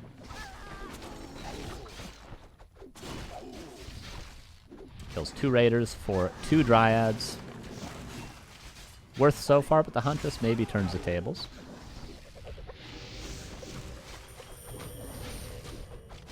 And you might be thinking, oh, but, you know, Focus is mining on 2 base. But he doesn't have the counter for the army that he needs to have. So even if he's up by 10 supply Focus, he's still going to lose the fight once LawLiet hits that crucial number of 4, 5, 6 Mountain Giants, which he's about to have 3, so although it sounds ridiculous, he's only about 45 seconds away from having 4 and 5 Mountain Giants. Right? A little bit low on lumber right now, but he'll have it in no time. And what can you do with 4 or 5 Mountain Giants? Well, the expansion will not live long against the siege damage when he picks up trees. So the expansion is mining now, and Focus is probably feeling pretty comfortable, but once he sees 4 Mountain Giants, probably some panic going to be induced.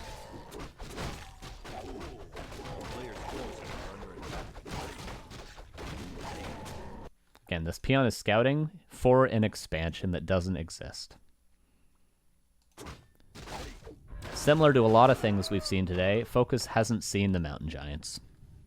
He does not know there's Mountain Giants. He can maybe assume there's Mountain Giants because there is so few Dryads, but he doesn't actually know for sure.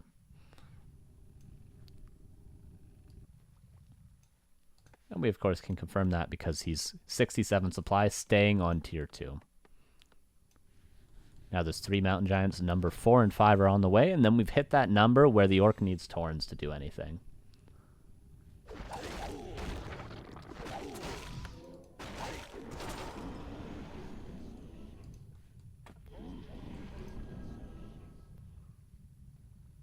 LawLiet actually has a supply advantage right now, but that's not going to last forever. But again, as I said, it doesn't matter if he's down by 10, 13 supply, 80 against 67, 80 against 70, whatever. He's got the army that A Focus player's forces are doesn't under have the attack. counter for currently. And he's going to have Panda 5 soon. Yeah, and now Focus finally knows about the Mountain Giants. Can he react to the Mountain Giants, though? Well, he's already on 63 supply. So he'll need to go tier 3. He'll need to get 2 Tauren Totems. But instead, he's just doing the thing that's all he can do. He's going for the Hero Focus, which, again, is a very nice idea from Focus. Because there's no way he's going to kill 5 Mountain Giants while he's getting Breath of Fire by this Panda all day. There's just no way. You see, he's not even attacking these Mountain Giants because he knows he can't kill them with Raiders and Kodos. Right? The Grunts do decent damage, but you need Taurens at this point. You need Taurens. And Taurens is not what he has. Look at his gold, look at his lumber, look at his supply. Even if he was going for Taurens, he'd have to go high upkeep to be able to supply them. What's the Kiwi counter? 3-0, Grunts, Bloodlust, Kotor. Yeah, but again, you'd need tier 3, right? So Grunts would work, but Taurens are more ideal, and you'd still need tier 3 anyway to get sort of 3-3 upgrades in Bloodlust, right? So maybe Taurens aren't the ideal counter, but tier 3 is certainly a requirement. How about we can say that? Breath of Fire is a pretty good ability. Town Portal out before Focus loses everything. Actually heal scrolling so that he doesn't lose everything, but there's 5 Mountain Giants, guys. There's 5 Mountain Giants. You're right, you need Taurens, but sometimes you have no time to afford them. Absolutely agree with that, for sure. And now that there's this crucial number of Mountain Giants, 5. 6 is maybe a little overboard. 4 is maybe too little. Get a couple of Dryads, too. Get a couple of Dryads to supplement the damage. Right now, all the damage is coming from the Orb of Venom and the Breath of Fire, so a couple of Dryads help out, of course.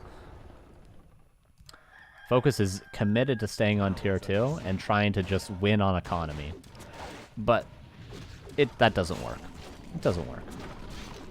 But he was at the point where he scouted it so late that he didn't have the time to get what he needed. And now it's just very rough. We see there's just no way with this tier 2 army. There's just, despite having the expansion, look how much the expansion's mined. 3,500. That's 6 minutes of mining on 2 base for Focus. LawLiet's never even attempted to build an expansion. Never even attempted to build an expansion in this game. The threat of the expansion is better than the expansion itself. And that's proven to be true this game. A player's forces are under attack. That's interesting, Marcus. That's really interesting.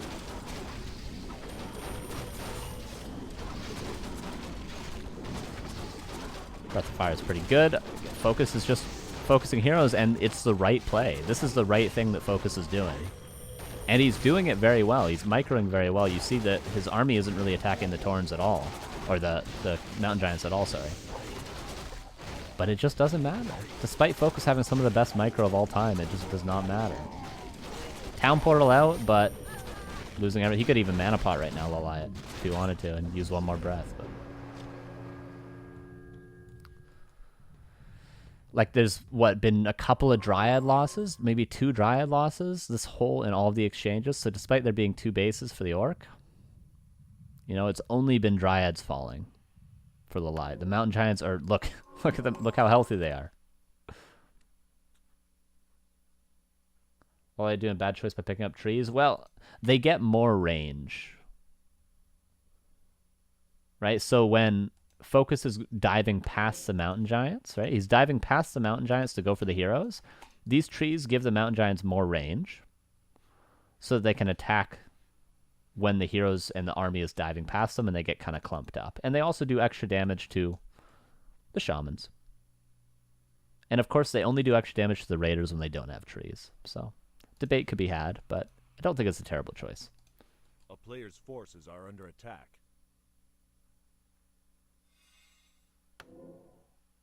Yeah, and against the Kodos as well, extra damage for sure.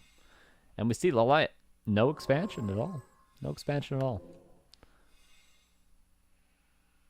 Focus has been on 2 bases this whole time, but he Did not have the opportunity to go tier 3. Could he have gone tier 3? Yes, that would have been a better choice. Would it have been too late? Maybe. He probably would have lost his expansion if he was going for tier 3 because he wouldn't have had the army and the tech to supplement a fight in these mid fights, you know? Wouldn't have had the extra gold for the heal scrolls that he needed. Wouldn't have had the invuln that he needed to maybe force the town portals in the past. Right? Doesn't have Hex. Well, there's also Dryads with Abolish Magic too, right?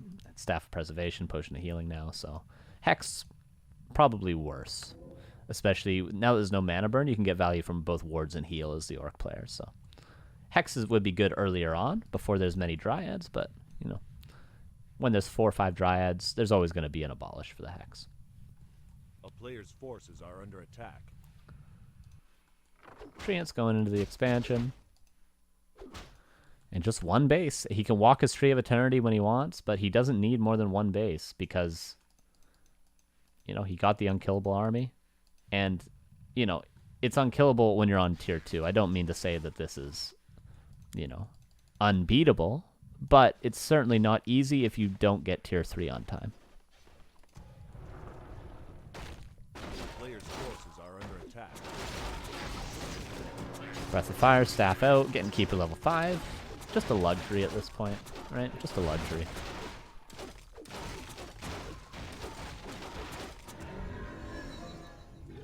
Crystal Ball.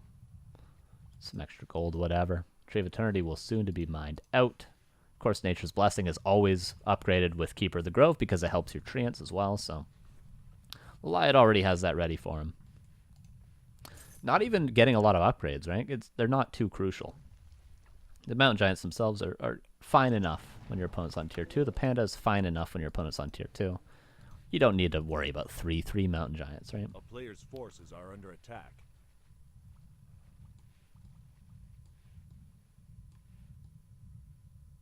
Yeah, Focus might be a bit confused because MGs aren't overly meta in Asia. Absolutely. And that's why this is so beautiful from LawLiet, to do so many different things constantly, right?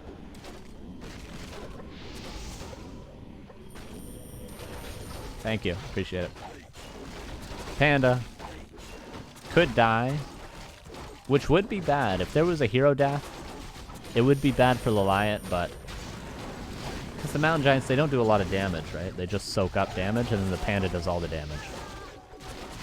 So if the Panda dies, it's definitely rough, and that was a beautiful town portal pass. But there's a world in which maybe Focus can get that kill and come back. Get that kill the Tree of Eternity, come back in the game. Maybe there's a world. Could you pause the stream for 5 minutes? I'm sorry. Don't worry, it's almost over. We've seen the conclusion to this game. Just more of the same. Don't worry.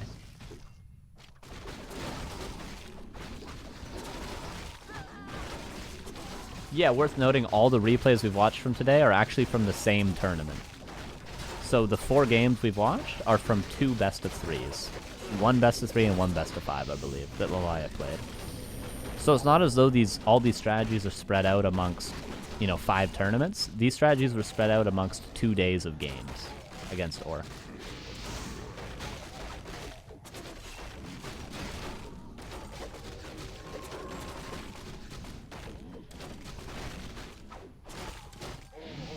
Thanks, Frozen Yeti. Appreciate it.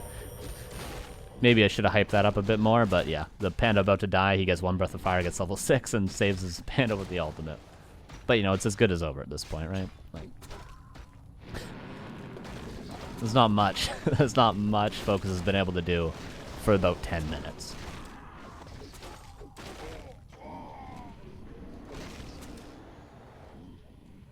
Why has it gotten to this point? Because he just wasn't prepared, Focus, for the Mountain Giants. He didn't scout them until there was already 2, 3, 4 on the field. And then, you know, reverse sunk cost fallacy. He couldn't tech up in time, couldn't get the counter. And it's all due to the pressure that LawLiet did and the amount of variability in his playstyle that forced Focus to sort of counter the wrong strat. Shot in the dark missed, I should say. Even if he killed Panda, I doubt he would have won, to be honest. Yeah, I think you're right there.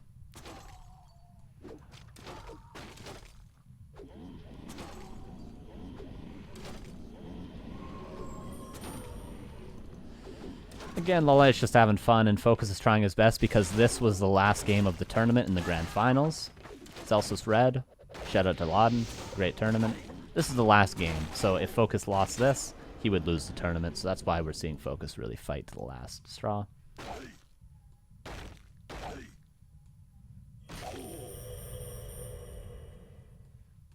Not sure. I'm not sure on that. Clock. Zero.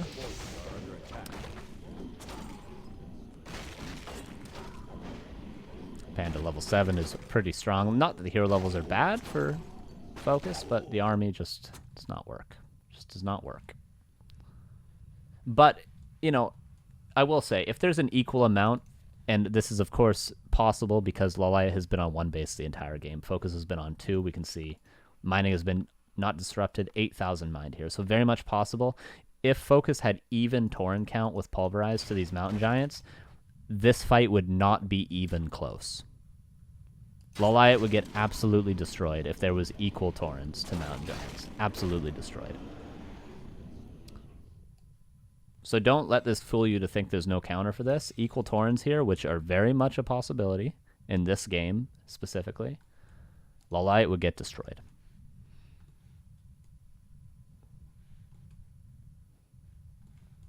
But as it stands, LawLiet's doing the destruction.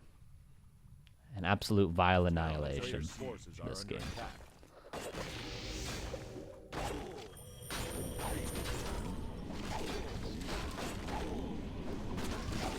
And, you know, 12 taunts, why not? The orb could help as well, absolutely. The orb would help as well for that hero focus that we were seeing too, right? To get Dryads without having to commit too heavily to Raiders, it could help. It could help with a lot of things, absolutely. Bloodlust would be nice too. Bloodlust to Taurens, although I'd prefer Walkers with the Taurens, but Bloodlust to Taurens would work swimmingly. Swimmingly. One last ditch effort to kill that Panda. Worth noting that I don't think LawLiet actually lost a hero this game, which is very well done by him. If he did lose a hero, it would have been much more difficult. Pretty cool, right? 4 replays, all keeper first, all against Orc, all different strategies, all in the same tournament from LawLiet. All in the same tournament. He changes up his strategy almost every game. Almost every game. And that's why he's so terrifying, and that's why Moon was so terrifying in 2007. Right? This is the strength of Night Elf, and the best Night Elves in the world all do this. Right? Makes sense? Any questions? Any questions? Hit me up with it. Normally we take a break, so, you know, give you guys a minute to ask some questions if you'd like to. Thank you, Vic. I appreciate it. Cruncher. Where can I buy that beard? Probably some costume store online. Is the overarching theme Scout, Scout, Scout? If you're the Orc, yes. But if you're the Night Elf, I would say the overarching theme is play the game within games, right? The game is, I want to do the best possible strategy to win this time. Right? This one game, this one ladder game. The overarching game is, I'm going to do something weird this time and then play standard the next 3 times. And in the back of my opponent's mind, it's always going to be that one time I played slightly weird. And every time you do that, every time you introduce a new strategy, a new style, that's always going to be banked into your opponent's memory. Oh, what if he does that weird thing he did one time? And that's the strength of Night Elf, is being able to do that, being able to force your opponent to counter 10 things, to constantly be juggling all these different strategies that are options. That's the overarching theme. And that's what you should do as a Night Elf player, at least against Orc. Less viable in other matchups, but still viable in every matchup, I would say. That's the overarching theme of today. Thoughts on the current state of each race? I love the meta right now. Love the meta. I think there's lots of variability in the play styles. We've seen lots of strategies today, but there's lots of strategies in every matchup. And as an Orc player, I like the balance currently. I like the balance. Criplord is always difficult. It's difficult to play against Night Elf, but I would say that it's balanced, as I said earlier. So pretty happy with it right now.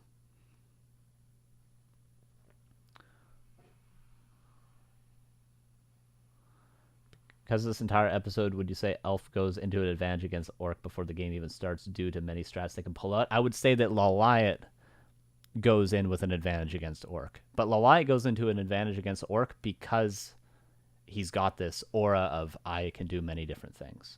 Moon had an advantage going into every game against everyone.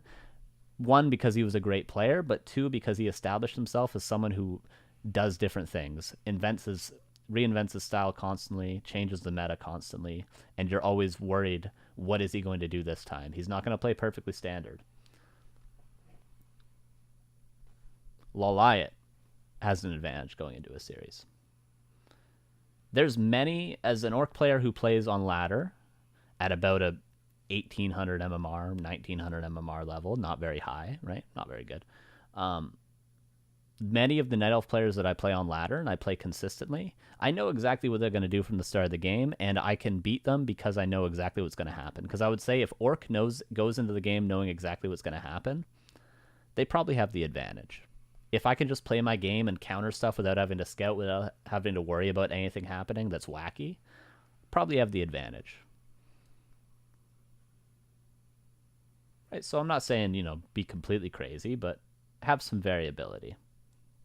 Does DH even have a chance early against Orc? On a couple of maps. We did talk about this earlier. Yeah, what maps Demon Hunter was viable on. People have different opinions about it, but yeah. I just arrived. I have no idea what's going on, so today's lesson is to always change Strategy versus Night Elf, or as Night Elf. Well, we just spent over 3 hours talking about today's episode, so if you'd like me to condense it into a sentence for you, generally, that's kind of what it is, yeah.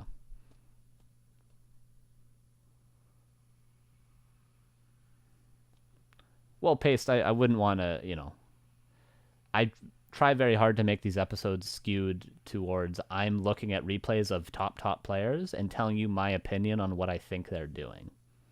Not to say this is what I did in the ladder game and I won and I'm really good and, you should do what I do because I think it's the best and this is what happened to me in a game. I'm looking at professional replays and I'm going to tell you what I think they're doing.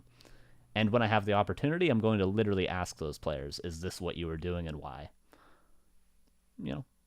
So, try to be very careful to not skew this show to be, look how great I am. I have all the answers. Because I don't. I just watch a lot of replays. Right?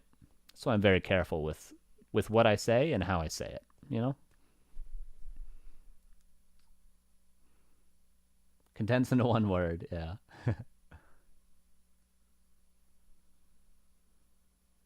You can either try to trick your opponent or just make hunts. Yes, I would say that all these different strategies, if your opponent knows what you're doing going into the game, if you always do Keeper Talons, for instance, say for example, always Keeper the Grove Demon Hunter second Talons, the Orc has the advantage. But if you play Standard, then it becomes very even, I would say, because that's why Standard is Standard, because it is the most consistent, best strategy. But your Standard can be made even stronger if the Orc has to counter many other things at the same time as Standard. Right? Yeah, it'll be on YouTube. It's uploaded every night, Friday at 11 a.m. Central European time, 5 a.m. Eastern. Every TheoryCraft on Friday morning, I suppose, it's uploaded. So you'll be able to see it in 10 hours on YouTube. 10 hours.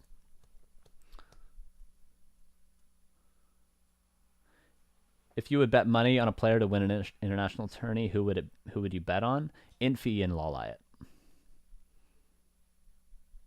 If Infi's playing, I would bet on him. If LawLiet's playing and Infi's not playing, I would bet on him.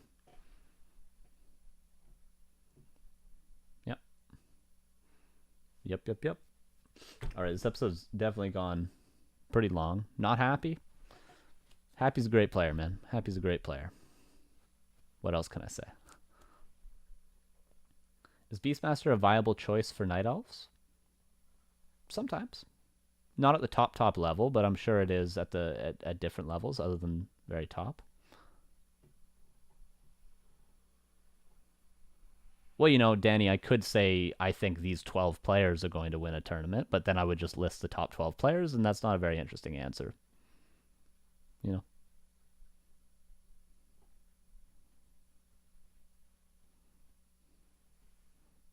not Hitman. Well, he might be in the top 5 if I were to name 5, but I named 2. I named 2. Infi and LawLiet are very good choices. All right. That's good. We did over 3 hours. Yeah. In fact, exactly 3 hours. Yeah. We're going to be at about 3 hours and like 10 seconds. So this is good. This is about as long as I try to keep these. I try to keep them at 2.5 if I can, but 3 hours is about as long as I get it. So yeah, that was good. I hope it wasn't overly confusing. I hope you guys learned something.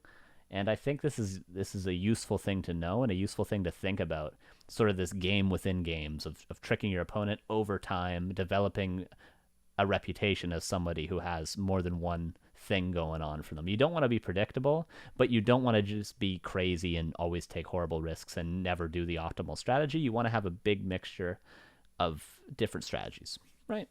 That's the overall idea. Hope you guys learned something. Next week, we're interviewing Todd, which I'm very excited about. So, yeah, make sure to subscribe on YouTube, follow on Twitch, follow me on Twitter, all that good stuff. And we'll see you next week. Goodbye.